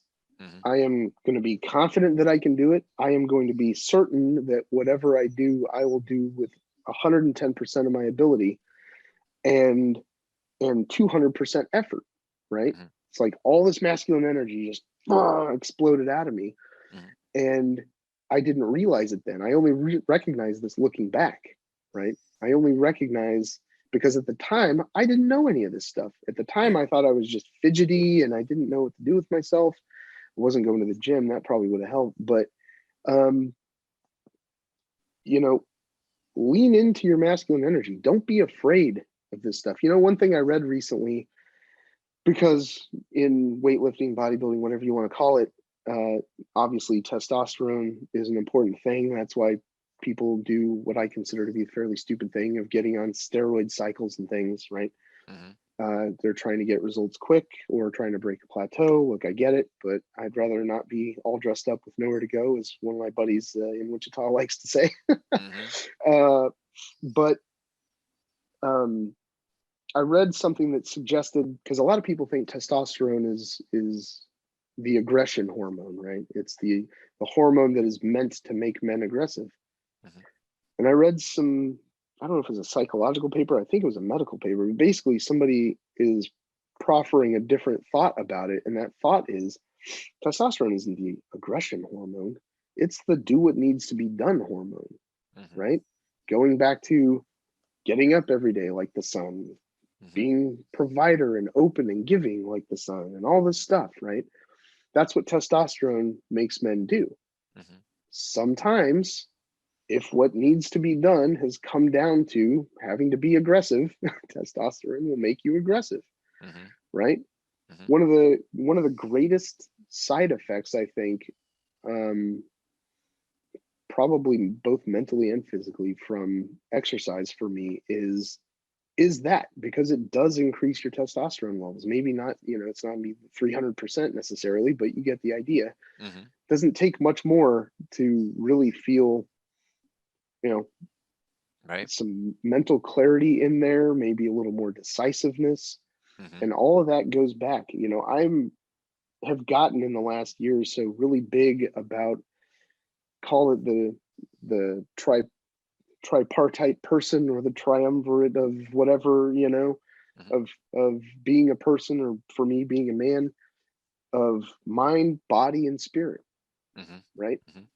All those things work together, right? What kind of, and like I said, the mental benefits as well as the physical benefits of some kind of exercise. I've very clearly gone into what mine is, but also don't forget the spirit. And some of that spirituality is not necessarily just, going to church and reading the Bible. There's also something, I think, spiritual about tapping into and understanding and applying some of the things we've talked about here today, right? Absolutely. Because they're unseen. Mm-hmm. I mean, you can see them. You can look at somebody and tell, wow, Mm-hmm. that dude is the most masculine, macho freaking dude I've ever seen in my life, or that there's something about that woman, I don't know what it is. Mm-hmm. You can't put your finger on it. What is Mm-hmm. going on with that person? They are fully leaned into the energy they prefer to be in, right? Mm-hmm. You can Mm-hmm. see the effects of it, but you don't know what it is. And there's something, to me, spiritual about that, Mm-hmm. and spiritual about the magnetism of coming together with the other half of that. And that's why I described the blog post or whatever that I saw that I almost didn't read. I thought it was going to be, some sort of, click this link to learn more kind of thing, put your Uh-huh. credit card in here. And it wasn't. And, the yin and yang is very prominently featured on that page, wherever Mm-hmm. it was. If I find it, I'll send a link to you, but find it again, I'll send you a link. But that's what it was talking about. It was the yin and the yang, the masculine and feminine coming together. Mm-hmm.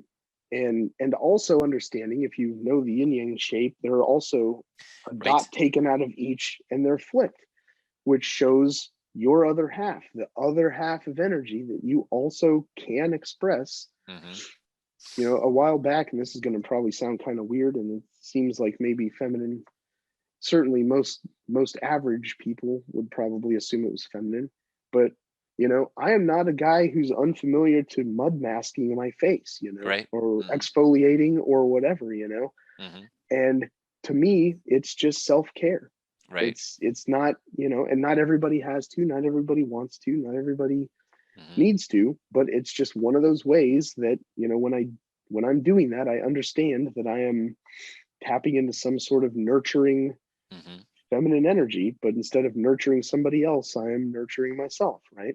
Mm-hmm. And understanding when you're in your masculine, leaned into your masculine, when you're leaned into your feminine, are probably very important. I mean, Mm-hmm. probably would not be the best if you're out to meet women to lean too far into your feminine, because unless Right. you like a really masculine energy level chick, then Yeah. that, not saying that that's the Well, most common thing to see. I've had a joke about I even think I'm pretty sure I totally said this to my ex-wife now that I'm thinking about it. I was like, I'm the most like homosexual heterosexual person that I know, because I'm the Mm-hmm. most feminine in this relationship. Like, you're the closest to like a man that I can get without being homosexual, because Right.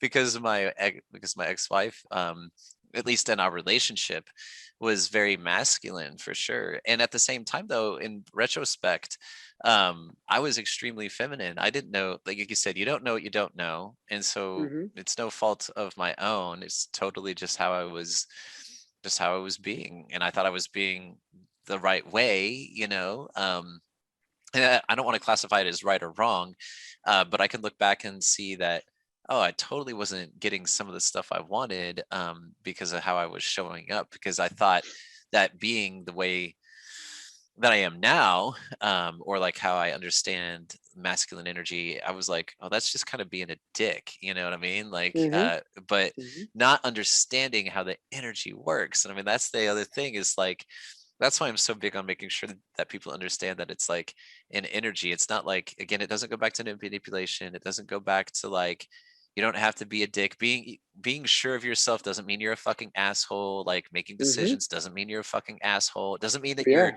just that you're inconsiderate of your woman. It doesn't mean any of that shit. But I totally had stories around that, like when I was Mm-hmm. married, you know, and I'm like, well, I'm not gonna be that fucking guy. And it's like, well, if you're not that fucking guy, like you're gonna visit the Epcot Center of Yeah. Resentment and you're gonna fucking end up divorced.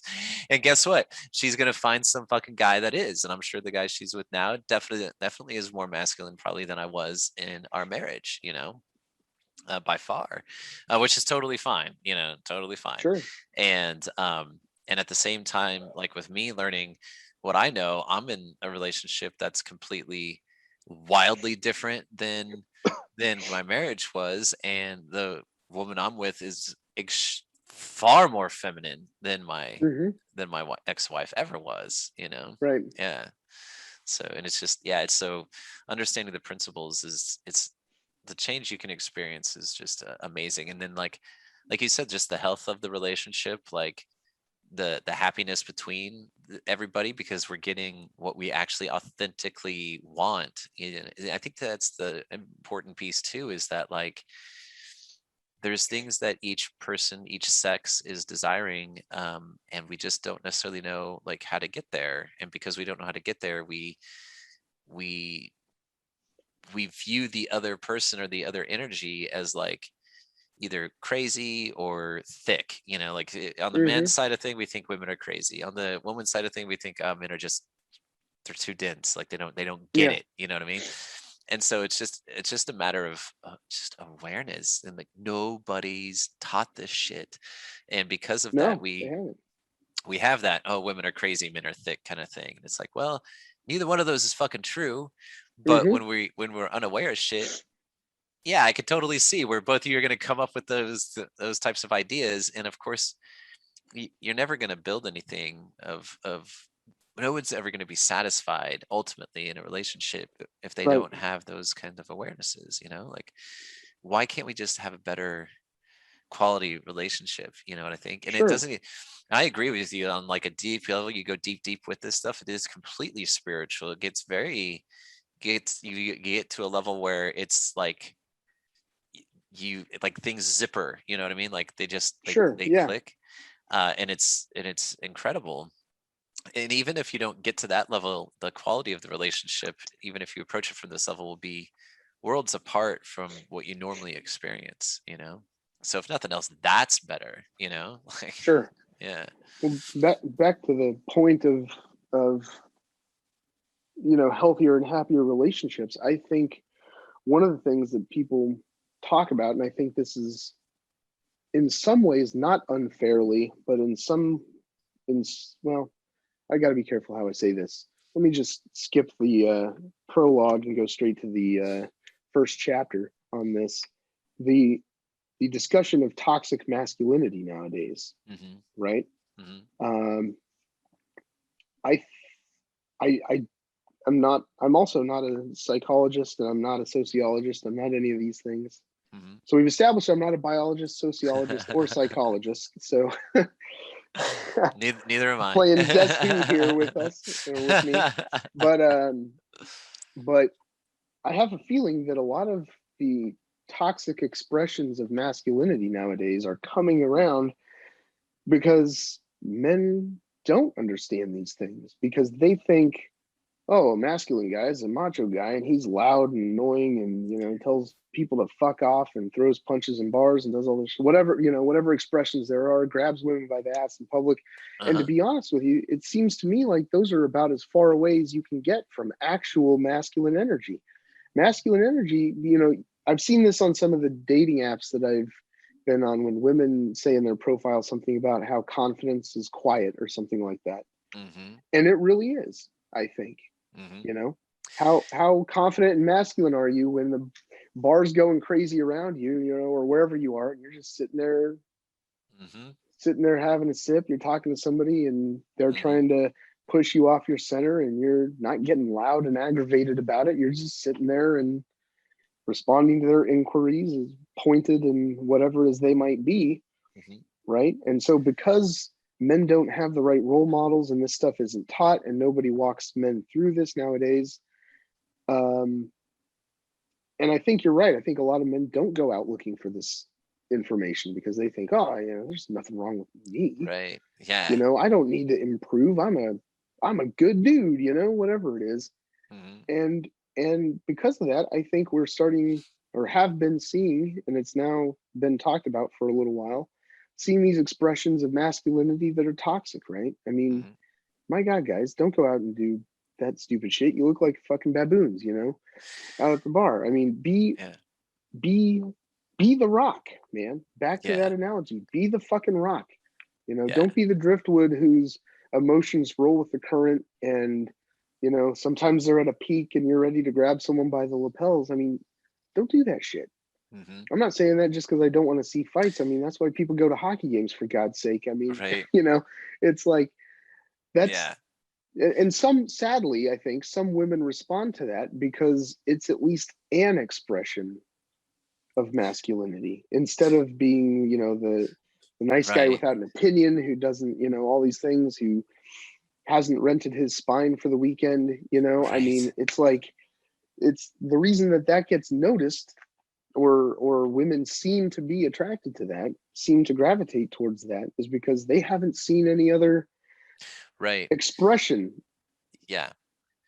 I was going to say that too. Like, there's a couple points for sure with that like, to the last point, for sure, that they gravitate towards that's their, in my opinion, kind of misguided view of what masculine energy is. Because that's how they've been taught, no fault of their own. That's what they're taught and modeled. And that's what they think is masculine energy. So they're unaware of like what real powerful or true masculine energy is. And at the same time, when you mentioned earlier about like these guys, and like going out and expressing themselves or getting loud and like causing fights and things like that. One of my male teachers, that helped me out along this journey too, who's a friend of the woman who introduced me to David Data.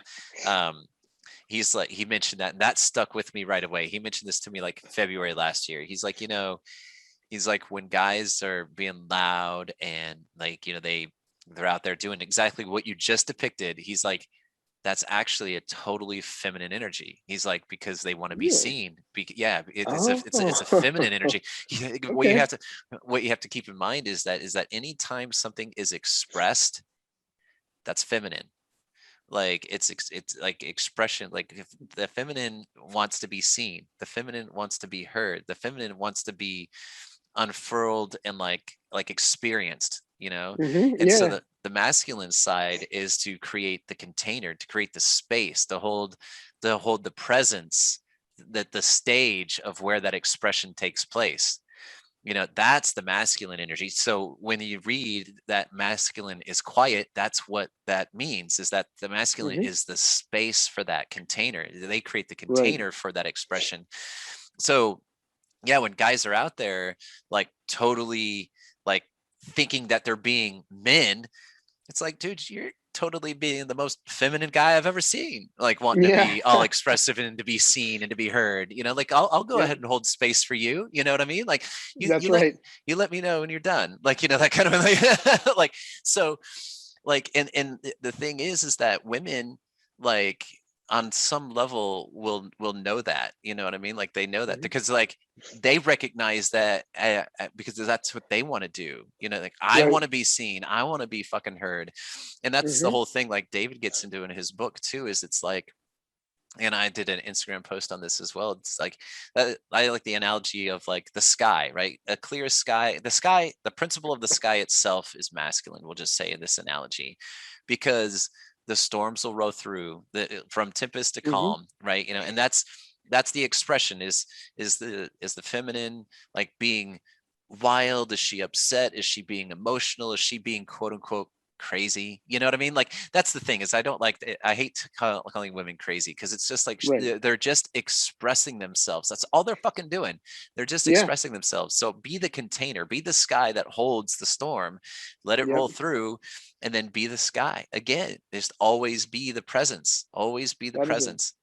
You know? fantastic analogy. That's an Uh, amazing analogy. I haven't heard that one. I guess I haven't gotten there in that book, but yeah, that's it, man. yeah, Be and there, just to be there witness it. for yeah, Yeah, be there and for your woman no matter what her mood be, right? yeah, and unmoved. I mean, the sky doesn't fucking Unmoved. move. Yeah, the sky Nope. doesn't fucking move, Nope. right? Yeah, so it's like, yeah, and so, what you spoke about with the toxic masculinity is, I'm like, yeah, what my male teacher told me, and that just struck with me. I was like, oh man, I was like, that makes a lot of sense. Like, I get it, and it just totally. And then that was way before I started reading David Data's stuff, Mm-hmm. but I just love it. Like, yeah, anytime something is being expressed, and that's why that's the example I use to tell men when they say, oh, I don't have this feminine energy. I'm like, bullshit. Have you ever been angry?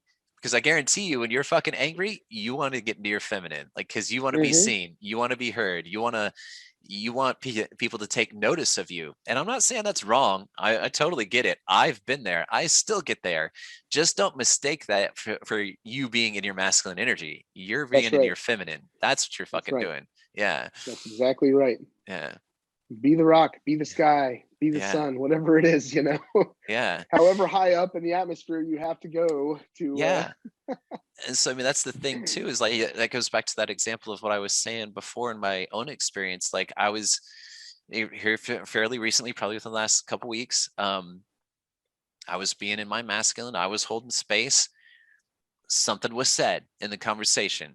Now I'm feeling kind of triggered. I can feel my emotions coming up, and it gets to be my turn to talk. And instead of remaining in my masculine and holding space, I'm letting my emotions come out, and I'm wanting to have myself express. Mm-hmm. And it was real subtle. Like, I didn't even realize in the moment I had gone from being my masculine to my feminine. The person involved, thankfully, was able to totally reciprocate, shift from being in their feminine into their masculine, hold space for me. And then when I was done, they called me back to consciousness to be like, oh, Mm-hmm. like, hey, shit, like, that's what I did. And then I was able to be back in my masculine and let them go back to being in their feminine. So it's Mm-hmm. this interplay that can happen. Like, that's what I'm saying. It's moment by moment all the time. Like, this stuff happens all the time, Yep. So it was a really cool thing to have that experience of that awareness, because then you could start to see the interplay of it, and that Right. just deepens your understanding of like how it happens. So it's always a practice, but as you get more familiar with it, it deepens your awareness of like, Right. okay, okay.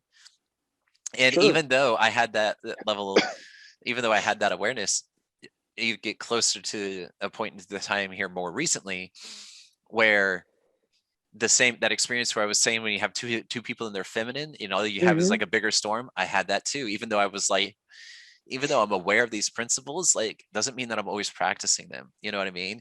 And so I had that experience of like both of us being in our feminine at the same time, and we got done, and it was like, that was shitty.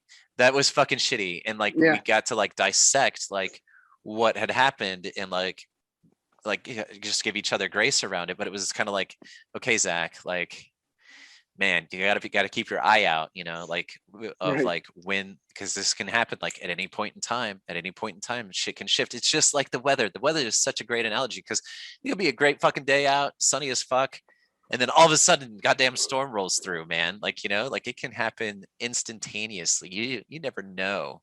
You never know when it's No, gonna happen. you don't. So yeah, so just to keep you on your toes and to be aware, Yeah. Yeah. Awareness is key for a lot of things, a lot of Mm-hmm. aspects of this. Being aware of where you are as Uh-huh. a person, what energy you are putting out into the world, and also with other people that you're interacting with, right? I mean, Yes. like you described, the people both in their feminine being like two storm clouds rolling together and causing a bunch of lightning and thunder and all this stuff. Mm-hmm. This kind of stuff isn't necessarily just for finding your other half, right? Right. I mean, this kind of stuff, your interactions with people on a daily basis, just random people out in public, right? I mean, if you're a man who is leaned all the way or most of the way in, more into his masculine than his feminine, women, men, people will honestly treat you different. Women, people will feel more safe around you because it doesn't feel like you're being something that you're not. People expect you, if I don't know how to give a good analogy for this, but if you're leaned into your masculine, they will think you're less sketchy. Assuming you're not doing anything sketchy, right? Assuming you're not, walking around with your hand on your side, holding your gun bag, looking around in the convenience store. Right. People aren't going to think you're sketchy, right? And going back to the understanding that you brought up earlier about understanding that leaning into your masculine energy doesn't mean that you're an asshole. It doesn't mean that you're being decisive about something. Having a fucking opinion is not the property of an asshole. That's not something. I mean, assholes do have opinions, right? But that's not the defining characteristic of somebody who's an asshole. That's not the defining characteristic of somebody who's a jerk. It's it's not that hard to have an opinion. I guarantee whoever's watching this, you and me both, have varying opinions about things. And I'm sure there are some certain things, I think we've agreed on a lot today. I'm sure there are some certain avenues or discussions or topics that we definitely don't have the same opinion on. Right. And that also doesn't mean we're assholes. How we handle ourselves when we talk about those things does make us an asshole, or could. It doesn't necessarily, but it could. Right. I mean, if we both get into our feminine talking about politics or whatever, and it's funny, I'm not trying to bring politics up, but I think that's one of the things you see a lot on certain social media websites is how funny is it to see, all kinds of men, especially. I think it's funny, Evan. I've been guilty of this in the past when I was in the bottle, but men who are, trying to express these really masculine opinions, whatever they are, whatever it is, they're trying to express that opinion. And in doing so, the way they're doing it, as you pointed out, and I'd never thought about that earlier, but you pointed out earlier, that expression is a feminine energy trait, right? It's like, I feel like the masculine energy traits to fucking delete your Facebook account and go, go fishing or do something more useful with your time, right? Or even just walk away from the thing, understanding that you don't have to contribute. You don't have to be party to this stupid argument, whatever it be. You don't have to start it. You don't have to finish it. You don't have to even be a part of it anywhere in between. That's like, part of being unmoved. But being unmoved, that's exactly what I was going to say. Yeah, just to witness it and let it be, and just kind of be like, all right, that's how you feel. Okay, sure, exactly. Yeah, because it takes a lot more. And some people might be like, well, that just means you don't care, and it's like, not really. That's not what that means at all. It means that you can witness something and have the strength to not be moved by it. Because how many times, and that's what that's those emotional response. Like, we all have emotional charges towards some things, like whatever it may be, and to allow that to come up in you and to be like, and to witness it both from whatever incited it, from their external environment, to witness it inside of you too, and to be like,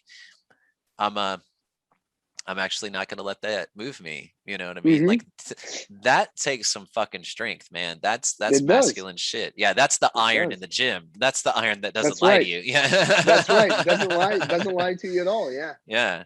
Yep. Yeah. It'll kick you, as Henry Rollins puts it at the end, it kicks you the real deal every time. Yep. And that's the weight to lift. Yeah. That's right. That's right. The being unmoved part is something that stuck out to me in my readings, because I didn't understand, I'm like, so I'm supposed to have opinions and be decisive and still be unmoved, it's like, sure.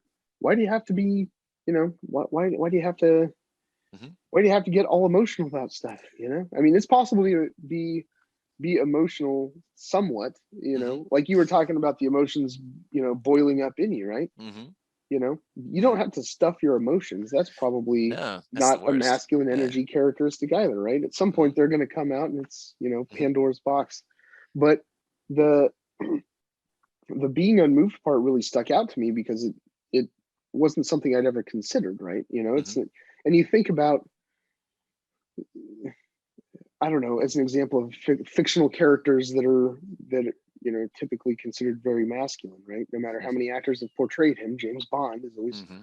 a very masculine dude, right? Mm-hmm. Why? Because he's unmoved. Mm-hmm. He's unmoved. He does what needs to be done. I haven't watched a Bond movie in a long time, but you know, I Right. mean, the guy. The one thing I do remember about James Bond is that he's unflappable, man. Like Mm-hmm. it's like nothing you throw at the guy Yep. is gonna, you know, make him roll with the waves. So you know, Yeah. And to kind of another thing I want to kind of call out to that too is like, you know, I know you just spoke a lot about the masculine energy. At the same time, like to call back that we do have both. So like, yeah, you certainly don't want to ignore your feelings and say that you don't ever express yourself. It's just that like there's always a time and place. You know what I mean? mm-hmm, Like, so just as I gave the example before, where I was in my masculine, went into my feminine, back into my masculine, may not have been like the right time for it for me, but like I felt like the right thing to do. So I'm not punishing myself for it, but like these things happen. So like I just feel like it's important to say that it's not a static thing. You're not always going to be in your masculine. So being sure, unmoved doesn't mean that you're unmoved all the time. Like you're right, never, yeah, it just means that you know when to be unmoved, you know, like mm-hmm, mm-hmm, when you're experiencing some form of expression from your partner and you're holding that space, like, yeah, don't be moved by that, don't take it personally, just let it happen, mm-hmm, like whatever. And then after that, like totally show up with like the love, like, and like in embrace that, you know, like, mm-hmm, so there's the emotion is always going to be there, like, you know, so you certainly don't want to stuff it down. And if you have something come up to you that you need to express, absolutely step into that and do that when it's the right mm-hmm, time, and only you will know like when that's right for you. sure, But yeah, I just think it's important when people hear these things, because it's so new, probably for some of them, that mm-hmm, yeah, it's not a static thing. Just because you're in your masculine doesn't mean you'll always be there and that you'll always be unmoved, by any sure. stretch. And one thing too, like that you're talking about, like James Bond, reminded me of like, have you seen the movie 300?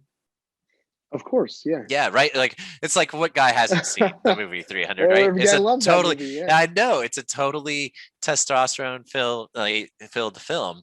And there's a scene in there that I love. And I don't know if I've mentioned this podcast. I know I've mentioned it to some people because it's like one of my favorite scenes in the whole movie.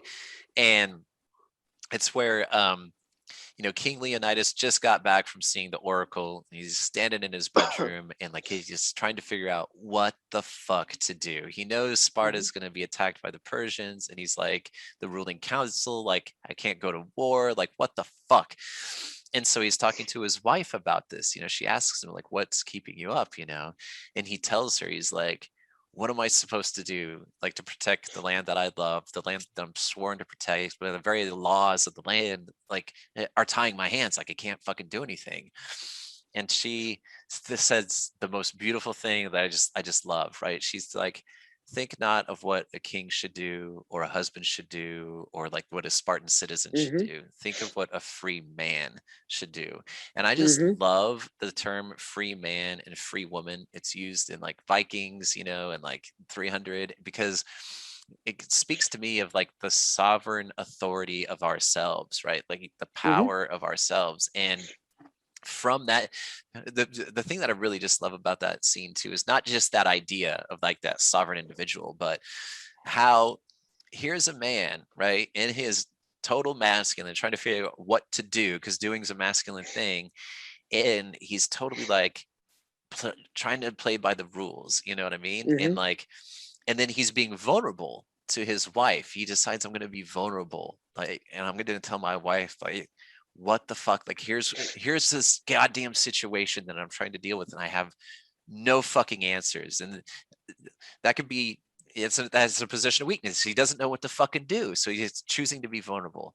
Here comes his wife being like this amazing feminine energy where she like nurtures him and like Hmm. receives his vulnerability and doesn't judge it and just is like, Hmm. here's what you could do with that, and like Hmm. totally gives him this amazing solution. um that's totally workable, and he receives that from her. And then of course after that, like they make love and it's fucking awesome. It's like this whole Hmm. like this whole energetic exchange, and like just this whole like yeah, you go through something like that, and then you celebrate that type of energy by Right. have this awesome love making. And so I love that whole scene for all of those reasons, because I'm like, that's, to me, that exemplifies the principles of the masculine and feminine. And then like when you experience that, the type of celebration you can have from that, Uh-huh. Yeah. yeah, I've watched that scene so many times where I'm like, I fucking love this scene. Yeah. No, it's amazing. I've never thought about it in that much detail. I haven't seen that movie in a long time. So Yeah, I mean, I watched it so many times after it came out that, right. I up until fairly recently, I probably could have quoted a fair number of lines from that movie. But yeah, that's a special scene. I'm gonna have to go back and watch that one. That's It's pretty on incredible. YouTube. Everything except for the Okay. love making. Like Yeah. Right. Of course. Of course. Of course. right. And if you look in the right place, you can If you look probably, in or the the right wrong place, you can place, you probably probably find it. find that too. Yep. Yeah. Just absolutely incredible. Man, Yeah. I had something I was thinking about, and I don't remember what it was. It probably was just rehashing something I had said before, but It's all I good. don't know. It's been a great conversation, man. Yeah, no, I I've appreciate really it. enjoyed this. I expected to have fun. I didn't expect to have this much fun. Well, thanks. No, I Yeah, totally yeah. appreciate it, man. Yeah. It's Thanks for taking the definitely time. a sure, absolutely. One other thing I would say, and this I would probably just cut out of this. I'll just say it to you while I Sure. have you as a captive audience, so to speak. But I one of the things I had read online during my search was listed out like 7 or so things that men should do to get back to their masculine energy, right? Hmm. And I don't remember what all of them were, but a lot of them were things like spend time around only men, like Hmm. have man time, right? Hmm. Hmm. Um, have a man should have somewhat of a large network, right? Like you should know some people, right? Hmm. And all these things like this. And the further I got down this list and the more of these points that I read, the more I was like, Freemasonry. Right. Right. Right. You know? Hmm. Hmm. And I'll be honest with you, and I really do hope you cut everything I've said Oh in yeah. this little segue out. I mean, do with it what you want, but in the last year or so, I very quickly, very early on, realized that, and I've talked to Eric a little about this. Going to lodge is kind of like what a lot of people feel like they get out of going to church for me. Hmm. Hmm. Hmm. Um, I certainly do identify with a certain spirituality, one that you can Hmm. find around very commonly in the U.S. But I don't go to church. Hmm. But I never miss a lodge meeting, and I think part of that is because of I recharge in a different way there.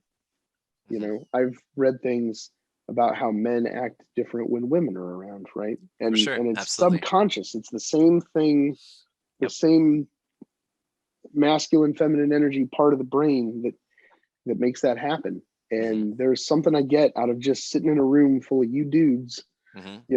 that maybe it's a relaxation. I get to Right. relax that part of my brain. Absolutely. Maybe that's all it is. Maybe I Yeah. just figured out the secret right now. I don't know.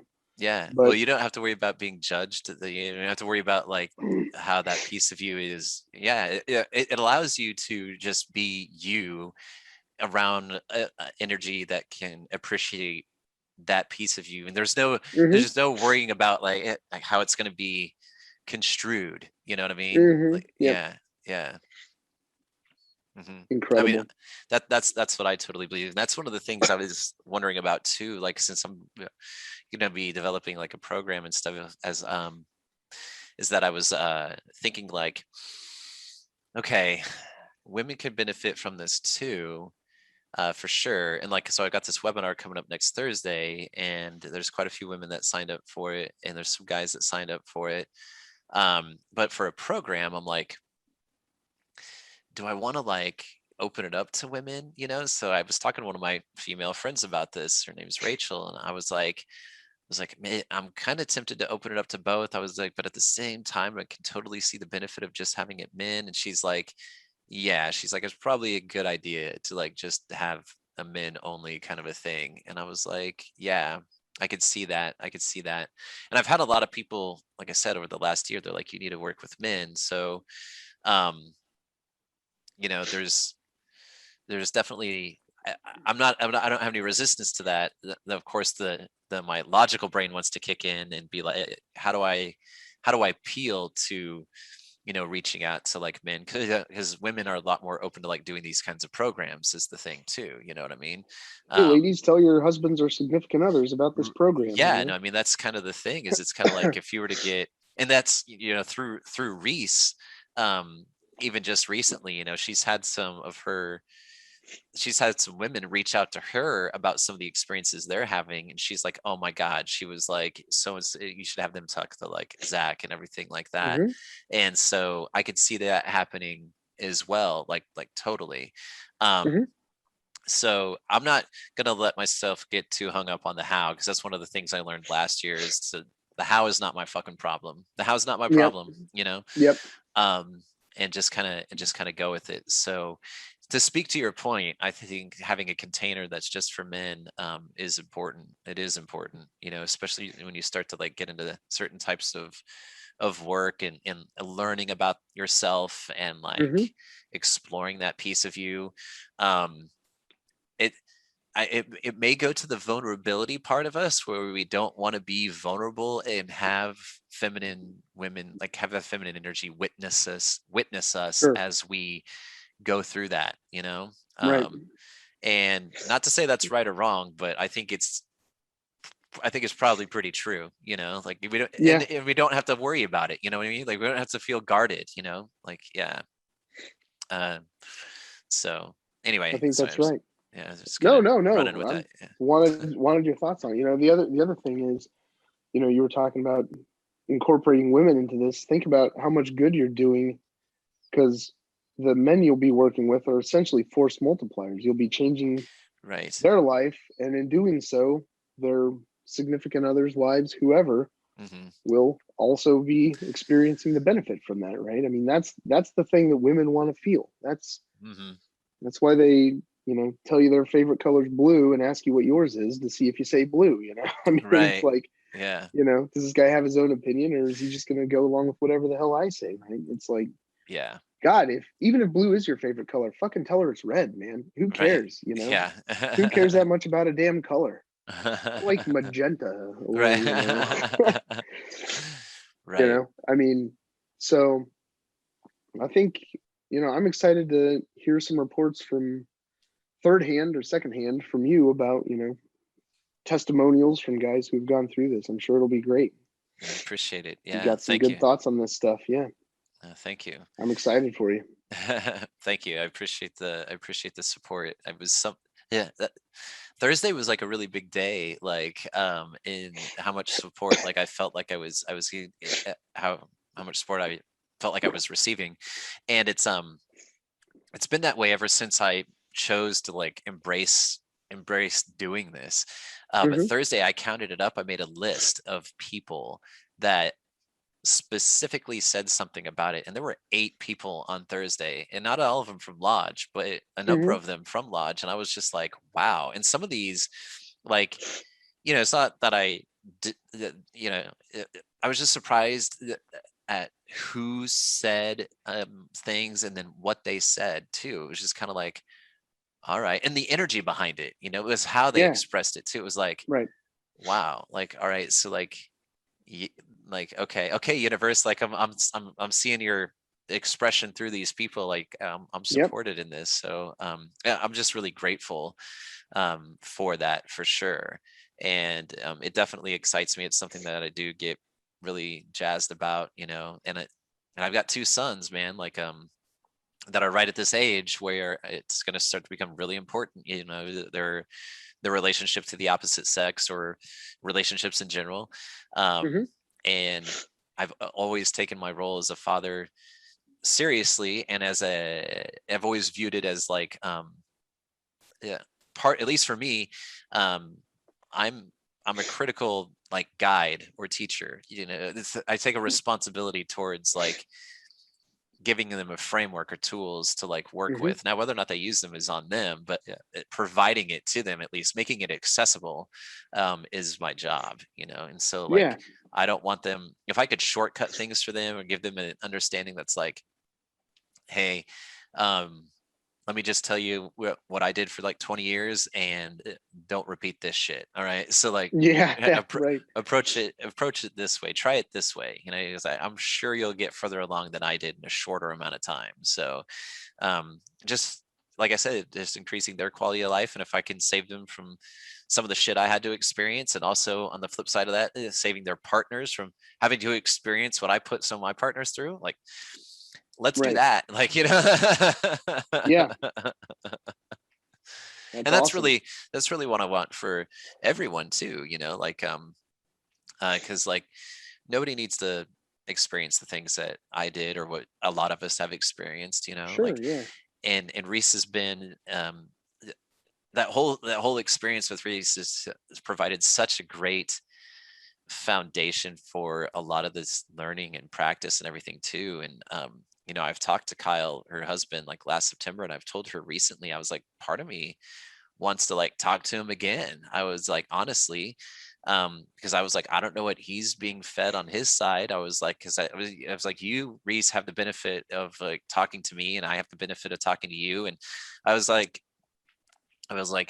you know, Reese, that I haven't always been in your corner. Like I've had to show you how Kyle's probably interpreting you because of these things, of like how you did this or that, you know. And I said, right. So I want Kyle to know that I'm not against him. I'm in his corner part of the time, you know.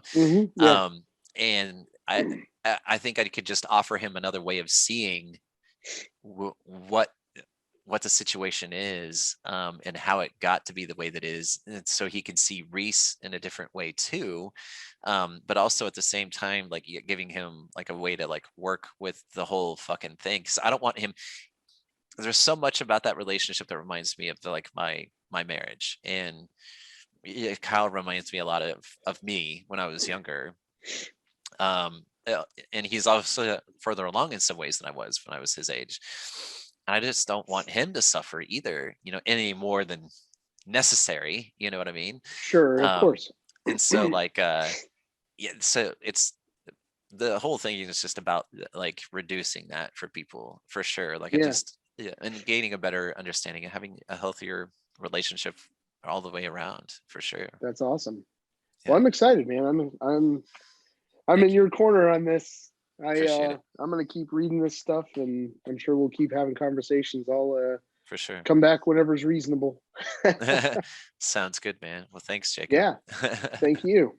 All right, that wraps up today's episode of The Real Zack Olinger. Thanks again for listening. If you happen to find this episode insightful or valuable, I invite you to pass it along to somebody else, because chances are, if you found it valuable, they will too. If you're on Instagram, you can find me at The Real Zack Olinger. Until next time, everybody, thanks for listening.